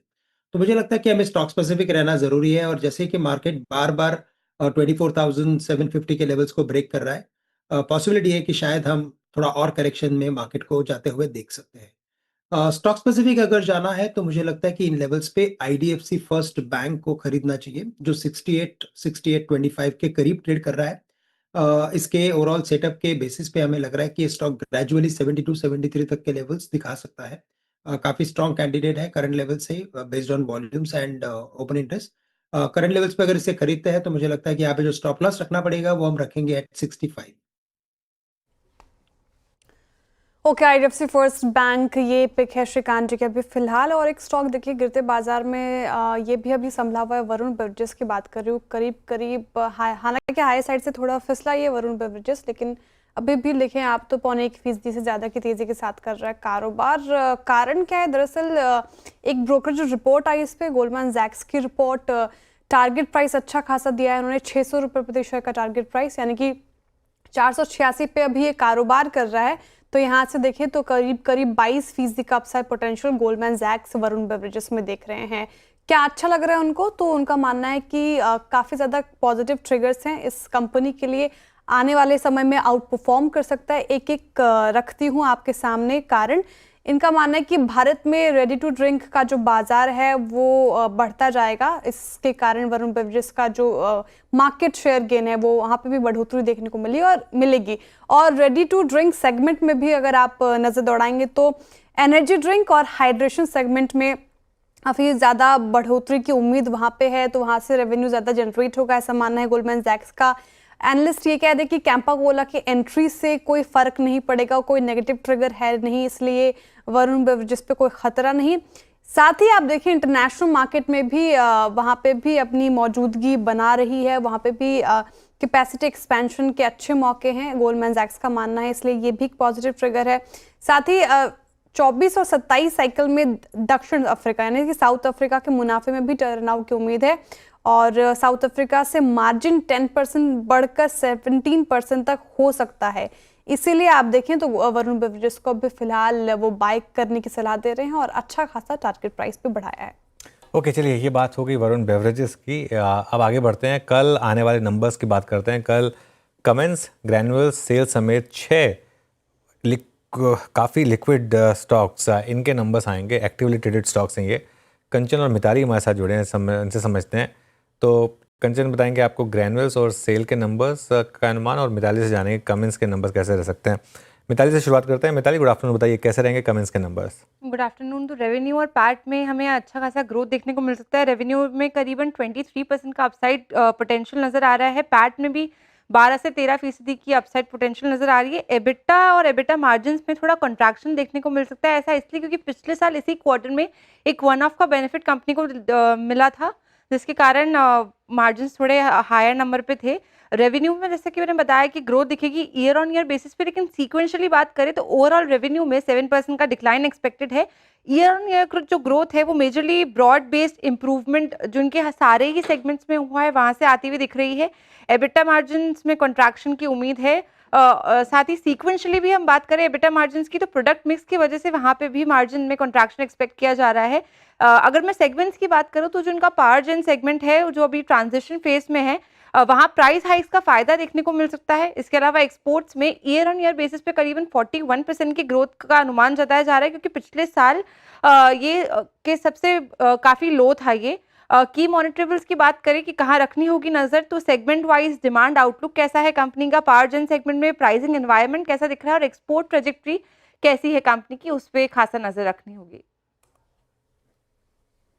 ओके, तो कमेंट्स से फिलहाल ये उम्मीद स्ट्रीट लगा के चल रहे हैं। कंचन, आप बताइए कि ग्रेन्यूल्स और सेल के नतीजे कैसे रह सकते हैं? ग्रेन्यूल्स रिजल्ट से पहले शानदार तेजी आज देखने को मिल रही है। जी डेफिनेटली ग्रेन्यूल्स के साथ ही हम शुरुआत कर लेते हैं। अगर नंबर्स की बात करी जाए क्वार्टर 4 की, तो नंबर हमें पॉजिटिव साइड में नहीं दिखाई दे रहे हैं। आप चारों ही फ्रंट में देख लीजिए, नंबर में हमें एक स्लाइट डिक्लाइन डेफिनेटली देखने को मिल रहा है। अगर रेवेन्यू की बात करी जाए तो करीब 4% का डाउन साइड यहाँ पे एक्सपेक्टेड है स्ट्रीट को। वहीं कंपनी का जो प्रॉफिट है वो भी 4.5 से 5% तक हमें गिरता हुआ नजर आ सकता है। ऑपरेशनल नंबर्स भी इस टाइम पे अपने लोअर साइड में ही बने हुए हैं, यहाँ पे भी एक कॉन्ट्रैक्शन देखने को मिल सकता है।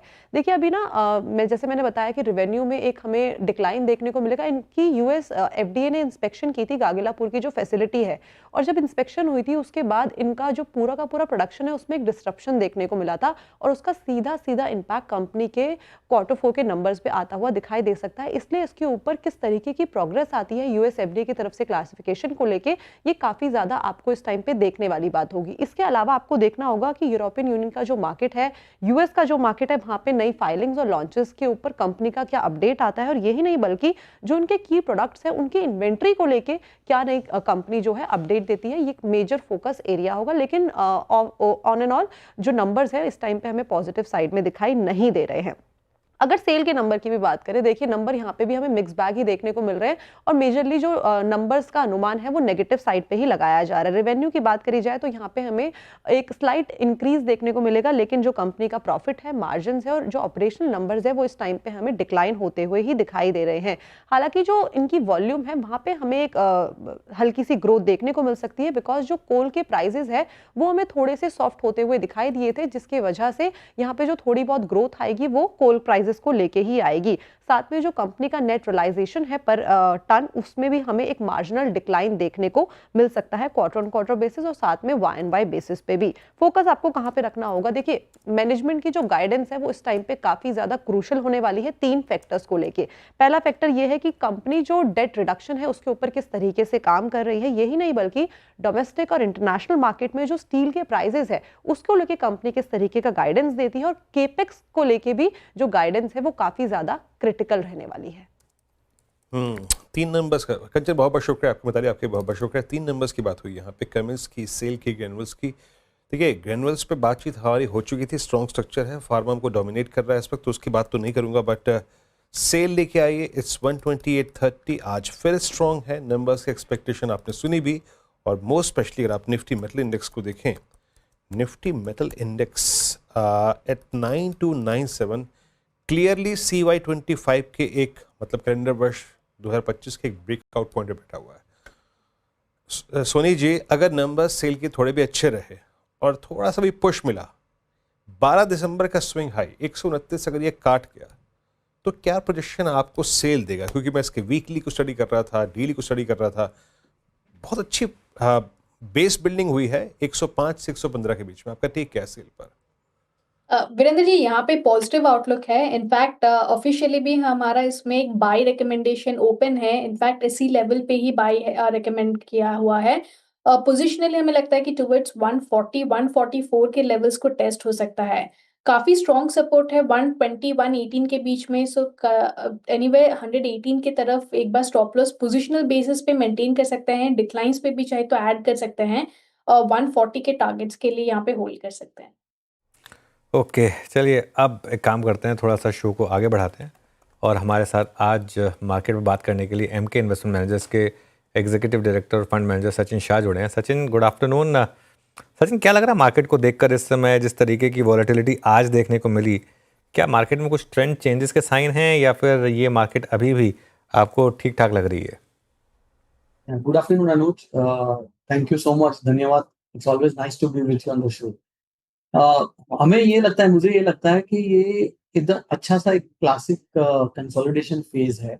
हमने देखा है कि in the month of May market ने अच्छी रिकवरी दी है और हमें ये भी ध्यान रखना चाहिए that we are in the expiry week. अभी ये वीक में आपका मंथली एक्सपायरी होगा इन नेक्स्ट 2 days और सो।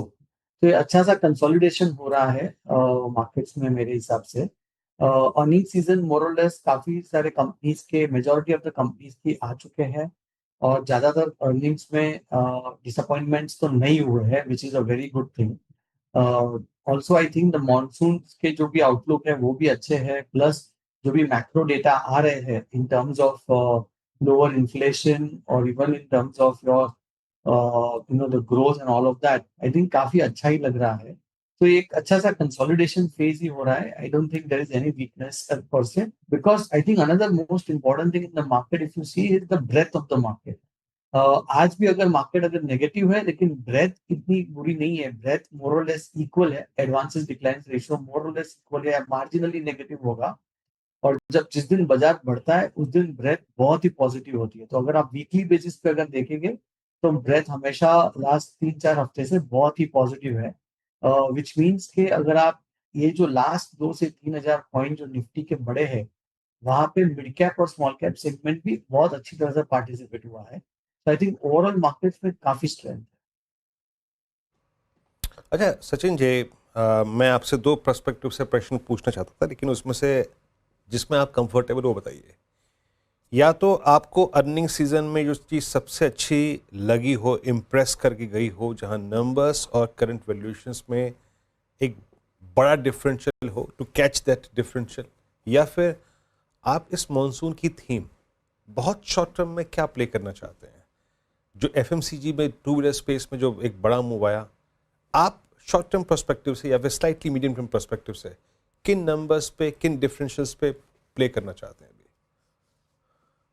जब मैं रिजल्ट्स देखता हूं और जो हिसाब से आउटलुक है और जैसे आपने बोला कि उसके साथ में अगर जो वैल्यूएशंस का भी अगर मुझे उसको सिंक्रोनाइज करना है तो आई थिंक देयर आर 2 या 3 सेक्टर्स है जहां पे क्लियरली हमें लग रहा है कि right now the risk adjusted returns जो होते हैं वो काफी पॉजिटिव है या काफी फेवरेबल है at this point in time. So clearly one of them is private sector banking. वहाँ पे काफी अच्छी रीजनेबल वैल्यूएशंस है, वहाँ पे आउटलुक ऑफ द अर्निंग्स भी काफी एटलीस्ट 10-15% के ऊपर ही रहेंगे नेक्स्ट 2-3 साल के लिए। तो लीडर्स जो भी है वहाँ पे आई थिंक बहुत ही रीजनेबल वैल्यूएशंस है, तो that is one clear sector.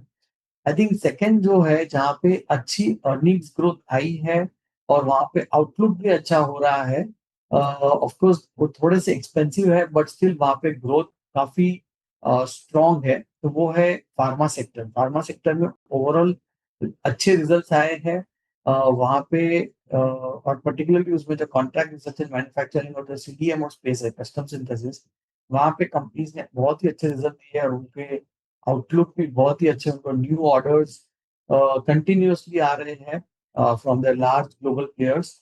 तो I think this are 2 clear sectors जहाँ पे हमें लग रहा है कि नेक्स्ट अगर हम नेक्स्ट 6 to 24 months का व्यू ले, medium term to little longer term, we are extremely positive about it. Sachin ji good afternoon, Shreya बात कर रही हूँ। आपने कुछ सेक्टर्स बताए जहाँ पर अच्छे मौके अभी आपको फिलहाल दिखते हैं। सवाल मेरा डिफेंस स्पेस को लेकर है, काफ़ी ज़्यादा अभी ट्रेंड में है और जिस तरीके से इसने रिजल्ट्स दिए पिछले कुछ दिनों शानदार, सरकार भी काफ़ी अग्रसर है आत्मनिर्भर भारत को लेकर, इस पूरे स्पेस पर जोर लगा रही है। एक तबका ऐसा है जो कि मानता है कि वैल्यूएशन काफ़ी अभी रिच है डिफेंस स्पेस पे, थोड़ा वेट एंड वॉच की तरह। एक तबका ऐसा है कि इसको चेज करना चाहिए। आप कहाँ खड़े हैं? क्या ये रैली चेज करने लायक है? आपने क्या स्टैंड लिया है? तो आपकी बात एकदम सही है। डिफेंस में क्लियरली मोमेंटम बहुत स्ट्रांग है, बोथ मार्केट में भी और बिजनेस में भी, राइट। बिजनेस में clearly with the kind of the geopolitical challenges that that exist today, वहाँ पे इन्वेस्टमेंट या वहाँ पे डिमांड कंटिन्यूसली रहेगी for at least next 1-2 years for sure. But valuations I agree इतने इतने रीजनेबल नहीं है at this point in time. So we would clearly believe that this is a probably wait and watch kind of a scenario at this point in time as far as the defense, most of the defense stocks are concerned. Maybe there will be a few जहाँ पे आपको फिर भी opportunities मिल जाएगी, but as a general space अगर बात करें तो I think wait and watch might be a little better idea, because buying something very expensive will not give you decent returns over a period of time. Okay, meanwhile और सवाल पूछने से पहले एक बार जरा एक स्टॉक देखते हैं जो आई थिंक वीरू ने 2-3 दिन पहले स्पॉट किया था और लगातार टीम में भी रखा था, सुप्रीम इंडस्ट्रीज़। एक बार चार्ट लेकर आइए जरा उसका स्टॉक का, और ये देखिए ये क्या शानदार मूव रहा है यहाँ पर। ये तो आज का मूव है और इसका अगर आप पिछले 4-5 दिन का मूव देखेंगे, आई थिंक 300 रुपये का मूव आ चुका है जब से ये पहली बार ये स्पॉट किया गया था इस चैनल पर। और वहाँ से आप मूव देखिए, क्या शानदार वन वे मूव, रुका ही नहीं है मूव। खैर इस पर भी आएंगे, थोड़ी देर में डिटेल में बात करेंगे।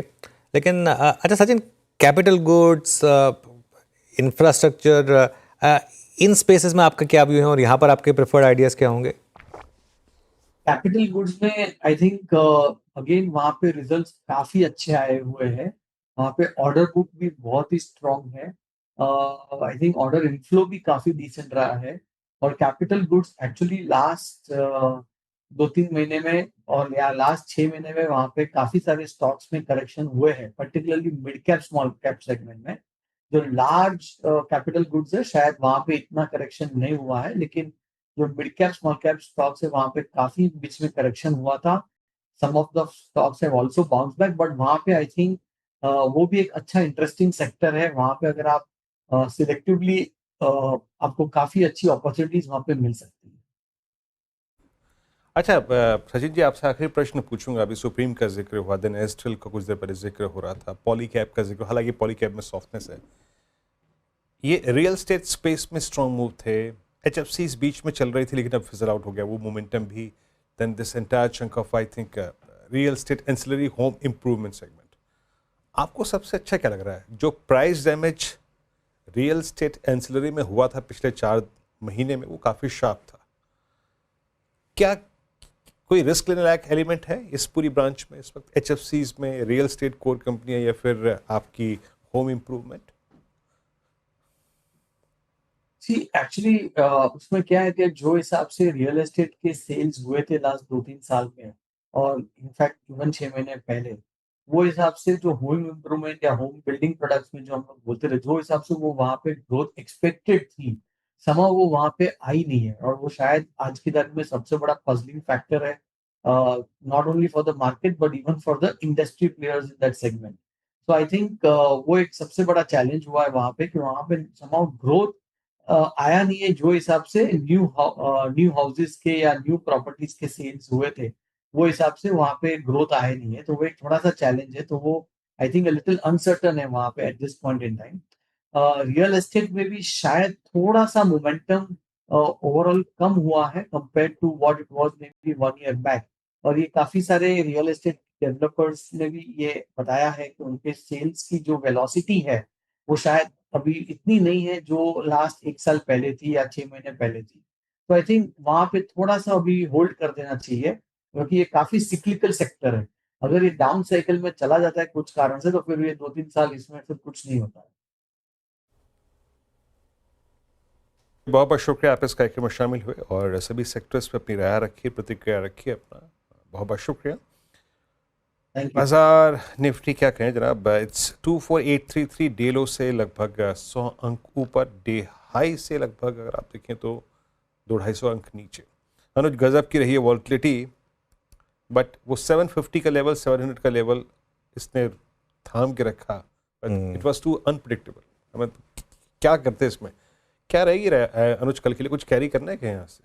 देखिए मेरा ये मानना है कि हमने एक व्यू लिया था कि अब डिप्स पे आप बाय करें और एक 20 डेमा का स्टॉप लॉस लगा दें। वो व्यू मैं नहीं चेंज कर रहा हूँ इतनी जल्दी, एक दिन की वॉलेटिलिटी से। आज की वॉलेटिलिटी जो भी है ये एक्सपायरी से जुड़ी हुई है। एक रिस्क रिवॉर्ड के हिसाब से हमने एक बात की थी कि आज अगर डिप मिले तो उसमें आप बाइंग करिएगा।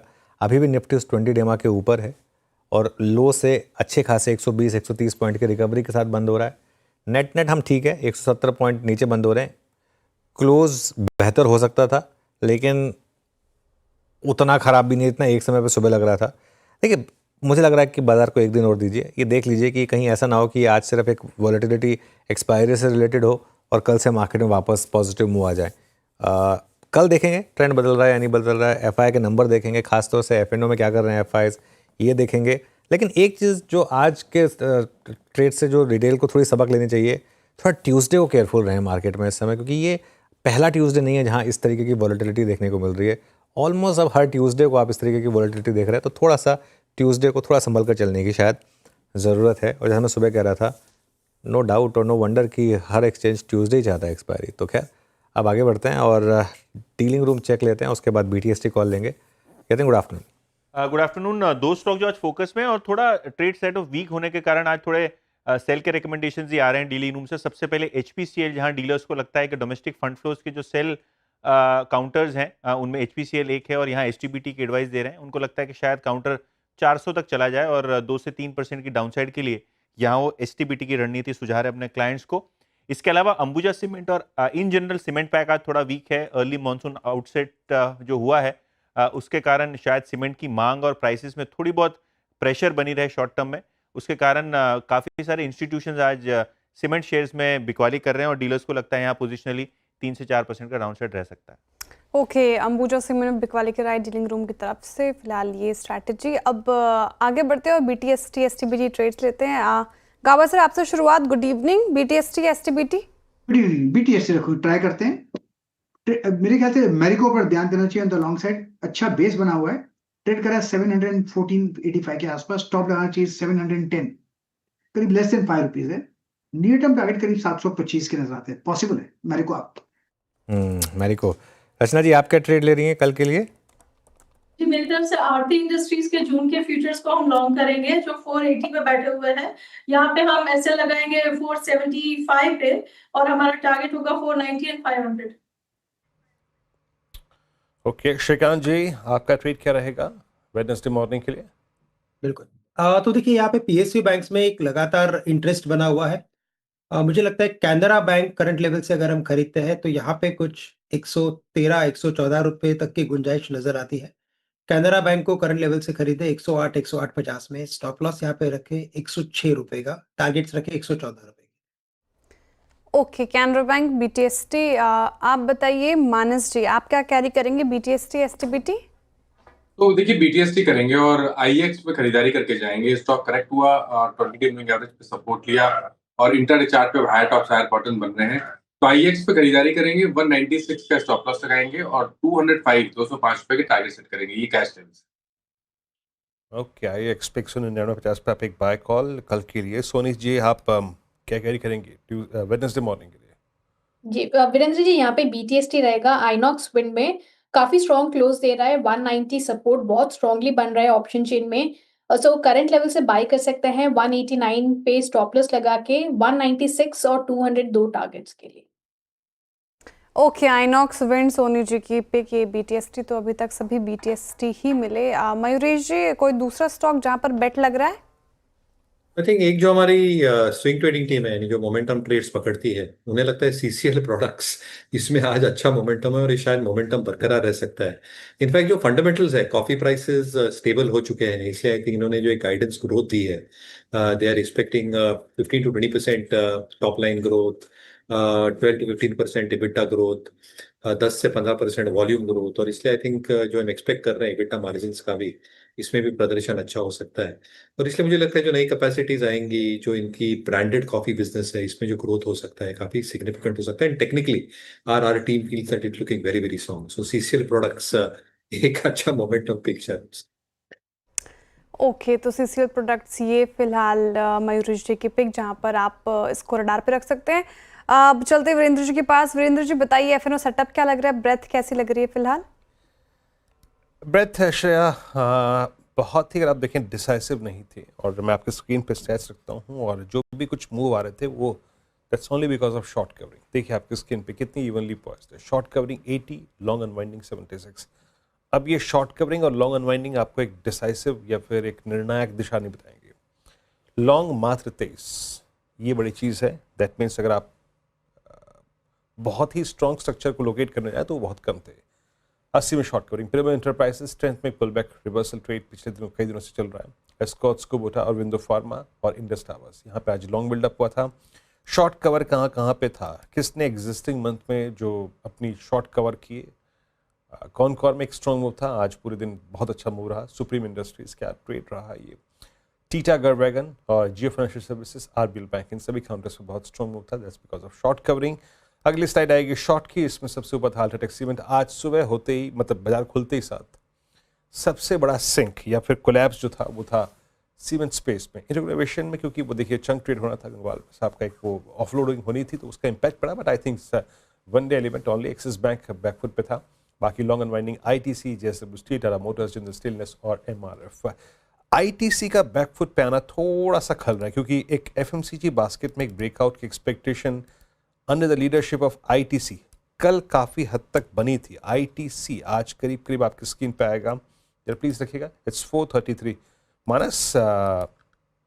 वो एक हमें फ्लैग का ब्रेकआउट मिल रहा था, लेकिन आपको क्या लगता है, आई मीन वो फॉर्मेशन अब बिल्कुल ही कोलैप्स हो चुकी है?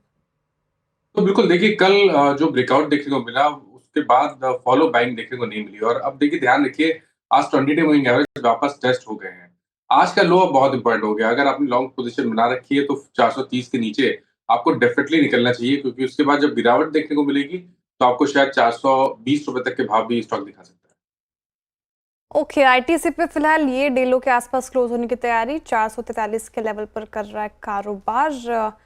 चलिए अब आगे बढ़ते हैं और वायदा अपडेट लेते हैं। वायदा बैन में अब 2 स्टॉक्स जा सकते हैं, उनमें नाम आ रहा है आरबीएल बैंक का, इसमें 82% की पोजीशंस बन गई है, और चंबल फर्टिलाइजर 81% की यहाँ पर पोजीशन बनती हुई नजर आ रही है। टीटागढ़ रेल आप देखें, शानदार तेजी अभी भी इसमें देखने को मिलेगी, डे हाई के आसपास कारोबार कर रहा है, ये इस पे 80% की करीब करीब पोजीशन बनती नजर आ रही है। हिंद कॉपर इस लिस्ट में शामिल, 79% यहाँ पर पोजीशन, और मनपुरम फाइनेंस काफ़ी ज़्यादा बैन में आता और जाता रहता है, यहाँ पे 77% की पोजीशन बनती हुई नज़र फिलहाल आ रही है। सेल भी इस लिस्ट में शामिल है।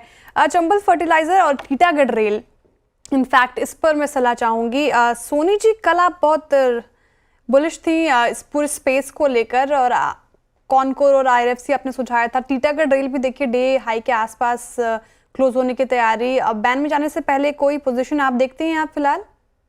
श्रेया जी, यहाँ पे मुझे लगता है कि अपनी 200 डमा के रेजिस्टेंस को टेस्ट करने के लिए तैयारी में है। 970 के लेवल्स को टेस्ट कर सकता है, चाहे तो यहाँ से अगर कोई पोजीशन लेना चाहे तो 970 टारगेट्स के लिए रहेगा। डेफिनेटली अगर बैन में आएगा तो थोड़ा सा मूवमेंट साइडवेज भी रह सकता है, बट 979 और 1000 के रेंज पे एक बार टेस्ट हो सकता है। सपोर्ट स्ट्रॉन्ग है, 920 पे अच्छा सपोर्ट बना हुआ है, बेस बनते जा रहा है और वो ब्रेक नहीं है। तो मुझे लगता है कि 920 जब तक होल्ड करता है पोजिशनली, एक बार 970, उसके ऊपर 1000 लेवल्स टेस्ट हो सकता है। ओके, तो फिलहाल ये स्ट्रैटेजी 920 का एक इंपॉर्टेंट लेवल, अगर वो होल्ड करता है तो फिर भी इसमें दम है। चलिए अब आगे बढ़ते हैं और देखिए, बाजार में निवेशकों का भरोसा काफी बढ़ा है। दरअसल कैश मार्केट में आप देखें तो एवरेज डेली टर्नओवर में जोरदार उछाल आया है और 8 महीने की ऊंचाई पर ये पहुंच गया है। एवरेज डेली टर्नओवर से क्या संकेत मिल रहे हैं, ये बताने के लिए मेरे सहयोगी कंचन नौटियाल मौजूद हैं। बताइए कंचन, एवरेज डेली टर्नओवर के आंकड़े क्या कह रहे हैं? जी, जैसे कि आपने भी मेंशन किया कि ये अपने 8 महीने के हाई पे आके पहुंच गया। जैसे कि हम जानते हैं कि सितंबर 2024 में जो बाजार था अपने ऑल टाइम हाई में था, तो वहां पे जो एवरेज डेली टर्नओवर देखा गया था, उसके बाद 8 महीने तक लगातार हमें उसमें गिरावट देखने को मिली थी। लेकिन अब अच्छे खासे नंबर्स निकल के आए हैं, करीब करीब 1.16 लाख करोड़ का नंबर निकल के आया है एडीटी का, जो कि मई में अब केवल अब तक का ही है, यानी कि अभी भी दिन काफी बाकी है और अभी भी नंबर्स आना बाकी है, तो ग्रोथ हमें अच्छी खासी देखने को मिल रही है।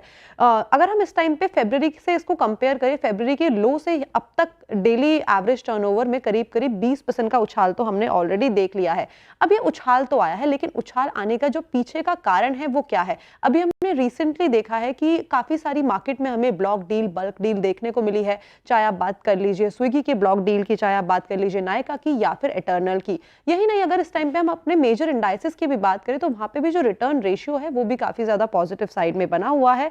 मई की बात करें केवल तो सेंसेक्स, निफ्टी, मिड कैप और स्मॉल कैप, यहाँ पे हमें एक शानदार रैली देखने को मिली है। इनफैक्ट स्मॉल कैप ने तो यहाँ पे अच्छा खासा परफॉर्मेंस भी दिखाया है। इसके अलावा काफी सारे और भी फैक्टर्स हैं जिसके चलते जो एवरेज डेली टर्नओवर है वहां पे अच्छा खासा सपोर्ट आता हुआ दिखाई दिया है। बिकॉज हमने देखा है कि अप्रैल के महीने से जो निफ्टी है वहां पे एक अच्छी खासी रिकवरी आती हुई दिखाई दी है। जो एफआई फ्लो है वहां पे भी अच्छा खासा इजाफा आता हुआ दिखाई दिया है। करीब करीब 13,000 करोड़ से ज्यादा का हमारे मार्केट के अंदर जो इनफ्लो है वो आया है। यही नहीं बल्कि जो रेट कट को लेकर संभावनाएं जताई जा रही है उससे ये माना जा रहा है कि जो लिक्विडिटी है उससे भी मार्केट को एक अच्छा खासा सपोर्ट मिलेगा और जो क्वार्टर 4 के नंबर्स हैं उसने भी मार्केट को अच्छा खासा एक सपोर्ट दिया है। एक बार मैं टेबल आपकी स्क्रीन पे प्रेजेंट कर देती हूँ जहां से आपको पता चल जाएगा कि किस तरीके के नंबर्स रहे हैं। देखिए सितंबर जब 2024 में हमने देखा था जो एवरेज डेली टर्नओवर था वो था करीबन 1.21 लाख करोड़ का। उसके बाद ये कॉन्टिन्यूसली एक डिक्लाइनिंग फैक्टर में था, लेकिन अब बात कर लीजिए आप मई की, तो मई में आके पहुंच गया है 1.16 लाख करोड़ पे, यानी कि अक्टूबर के बाद जो रेशियो कंटिन्यू डिक्लाइन में चल रहा था वापस से ये सितंबर के लेवल पे पहुंच चुका है। चलिए, तो कैश मार्केट की रंगत फिर लौटती हुई। कंचन, बहुत बहुत शुक्रिया इस पूरे एनालिसिस के लिए, नंबर्स क्रंचिंग करने के लिए। निफ्टी का क्लोज कितना जनाब वॉलेटाइल है? अभी कुछ देर पहले जब मैंने निफ्टी का अपडेट लिया था तो था निफ्टी करीब, आप समझिए जरा प्लीज़ निफ्टी रखिएगा, 880 की ट्रैजेक्टरी में। Now it's 822। कितनी वॉलेटिलिटी! अब कहना होगा कि अब शायद मंगलवार को हमें अगर सिर्फ यही देखने को मिलेगा तो फिर बहुत मुश्किल आ रही है मंगलवार को अगर आप देखें एक आउटलुक पे ट्रेड करने में। पर स्टिल अगर आप आज के इस बाज़ार को देखें ना तो 750 और 800, ये 24,060 इस ट्रैजेक्टरी में, यानी जो सबसे कोने वाले दो ऑप्शन राइटर्स थे उन्होंने गजब, अगर आप देखें आज वोलेटिलिटी देखी है। जो चीज़ सिंक हुई टुवर्ड्स क्लोज, अल्ट्राटेक सीमेंट का क्लोज बहुत ख़राब जनाब। आज ये अपने 100 डे पे क्लोज होता हुआ, सुबह से इस पर काफ़ी सेल कॉल आई थी एंड टुवर्ड्स एंड इसने इन टर्म्स ऑफ एवरेजेस 9 मई का जो स्विंग लो था जिसमें इसने एग्जैक्ट 100 डे का लो लगाया था वो वायलेट कर दिया। तो ये फर्स्ट टाइम पोस्ट 2 अप्रैल अल्ट्राटेक का सीमेंट का जो क्लोज आ रहा है बिलो 100 डे। और कौन कौन सी चीज़ कोलैप्स हुई आज, उसमें आज एक आईटीसी था कंप्लीट रिवर्सल, अपने 4 एवरेजेस के नीचे बंद होता हुआ। आज एक बार आप लेके आइए एक्सिस बैंक को, ये बैकफुट पे 10 डे की रेंज को तोड़ा। एनटीपीसी इस दौर की जो रेंज है उसके लोअर एज पे 338 पे जाके क्लोज हुआ और बीएससी का मोमेंटम थोड़ा सा कोलैप्स हुआ, but still it's I mean जिसे कहते हैं बड़ा कंट्रोल डिप था ये टुवर्ड्स 10 डे। और एक स्टॉक और रखूंगा जहाँ पे मोमेंटम कोलैप्स हो रहा है वो है एसीसी। सीमेंट पूरा का पूरा सिंक हुआ आज। तो श्रेया, सीमेंट पे पेन था बट आज सुप्रीम इंडस्ट्रीज, ग्रेनुअल्स और जियो, कंटेनर कॉर्प जैसे स्टॉक्स बहुत स्ट्रॉन्ग मूव देखे गए आज। बिल्कुल, सुप्रीम इंडस्ट्रीज हम डिस्कस भी कर रहे थे, आपकी टीम में लगातार शामिल, अच्छा मूव दिखाता हुआ डी हाई के आसपास ही क्लोज हो रहा है, लेकिन कुछ स्टॉक्स और डी लो के आसपास क्लोज होते हुए नजर आ रहे हैं। तो विप्रो देखिए आईटी पैक में आज पेन था और एक रिपोर्ट जो मैं पेश कर रही थी एचएसबीसी की आईटी पूरे स्पेस को लेकर, वहाँ पे भी कॉशियस रुख अपना रहे हैं। कैश कन्वर्जन में गिरावट एक कंसर्न है आईटी स्पेस को लेकर, इसलिए आप देखिए यहाँ पे डेंट पड़ता हुआ नजर आया। ऑटो स्पेस से देखें आप, टाटा मोटर, आयशर मोटर्स यहाँ पे बिकवाली हावी होते हुए और डीलों के करीब करीब क्लोज होता हुआ जा रहा है। और हम फार्मा डिस्कस भी कर रहे थे, सिप्ला उसमें से एक। यहाँ पे प्राइवेट बैंक्स में axis bank, Kotak Mahindra bank यहाँ पे बिकवाली हावी, एचडीएफसी बैंक जैसा हैवी वेट शामिल था और ज़्यादा कंट्रीब्यूशन आप उसी की तरफ से देखेंगे जहाँ पे बैंक निफ्टी थोड़ा सिंक होता हुआ नजर आ रहा है। तो ओवरऑल मार्केट के कुछ स्टॉक्स जहाँ पर दबाव देखने को मिला, लेकिन इस पूरे क्लोजिंग को समझते हैं बिग वॉल पर। वीरेंद्र जी से बताइए सर, कैसी रही क्लोजिंग? शायद क्लोजिंग अच्छी नहीं है बट उससे भी ज़्यादा अगर आप देखें जो चीज़ थी वो थी आज की वोलेटिलिटी। वोलेटिलिटी अगर आप देखें मार गई। तो अगर आप एक डायरेक्शनल ट्रेड पे जा रहे हैं तो डेफिनेटली अगर आपने मल्टीपल ट्रेड किए होंगे तो 4 में से 2-3 खराब हुए होंगे, एक के पैसे बाकी 3 में घुस गए होंगे। तो it was a difficult session, no doubt about that. लेकिन कुछ काउंटर्स देखिए, जो काउंटर्स चले हैं इसमें कोई राय नहीं है, it was short covering simply. आपकी स्क्रीन पे इंडिसेस का हाल है, निफ्टी बैंक बैकफुट पे रहा और 200 अंक नीचे, सेंसेक्स करीब 600-625 अंक नीचे।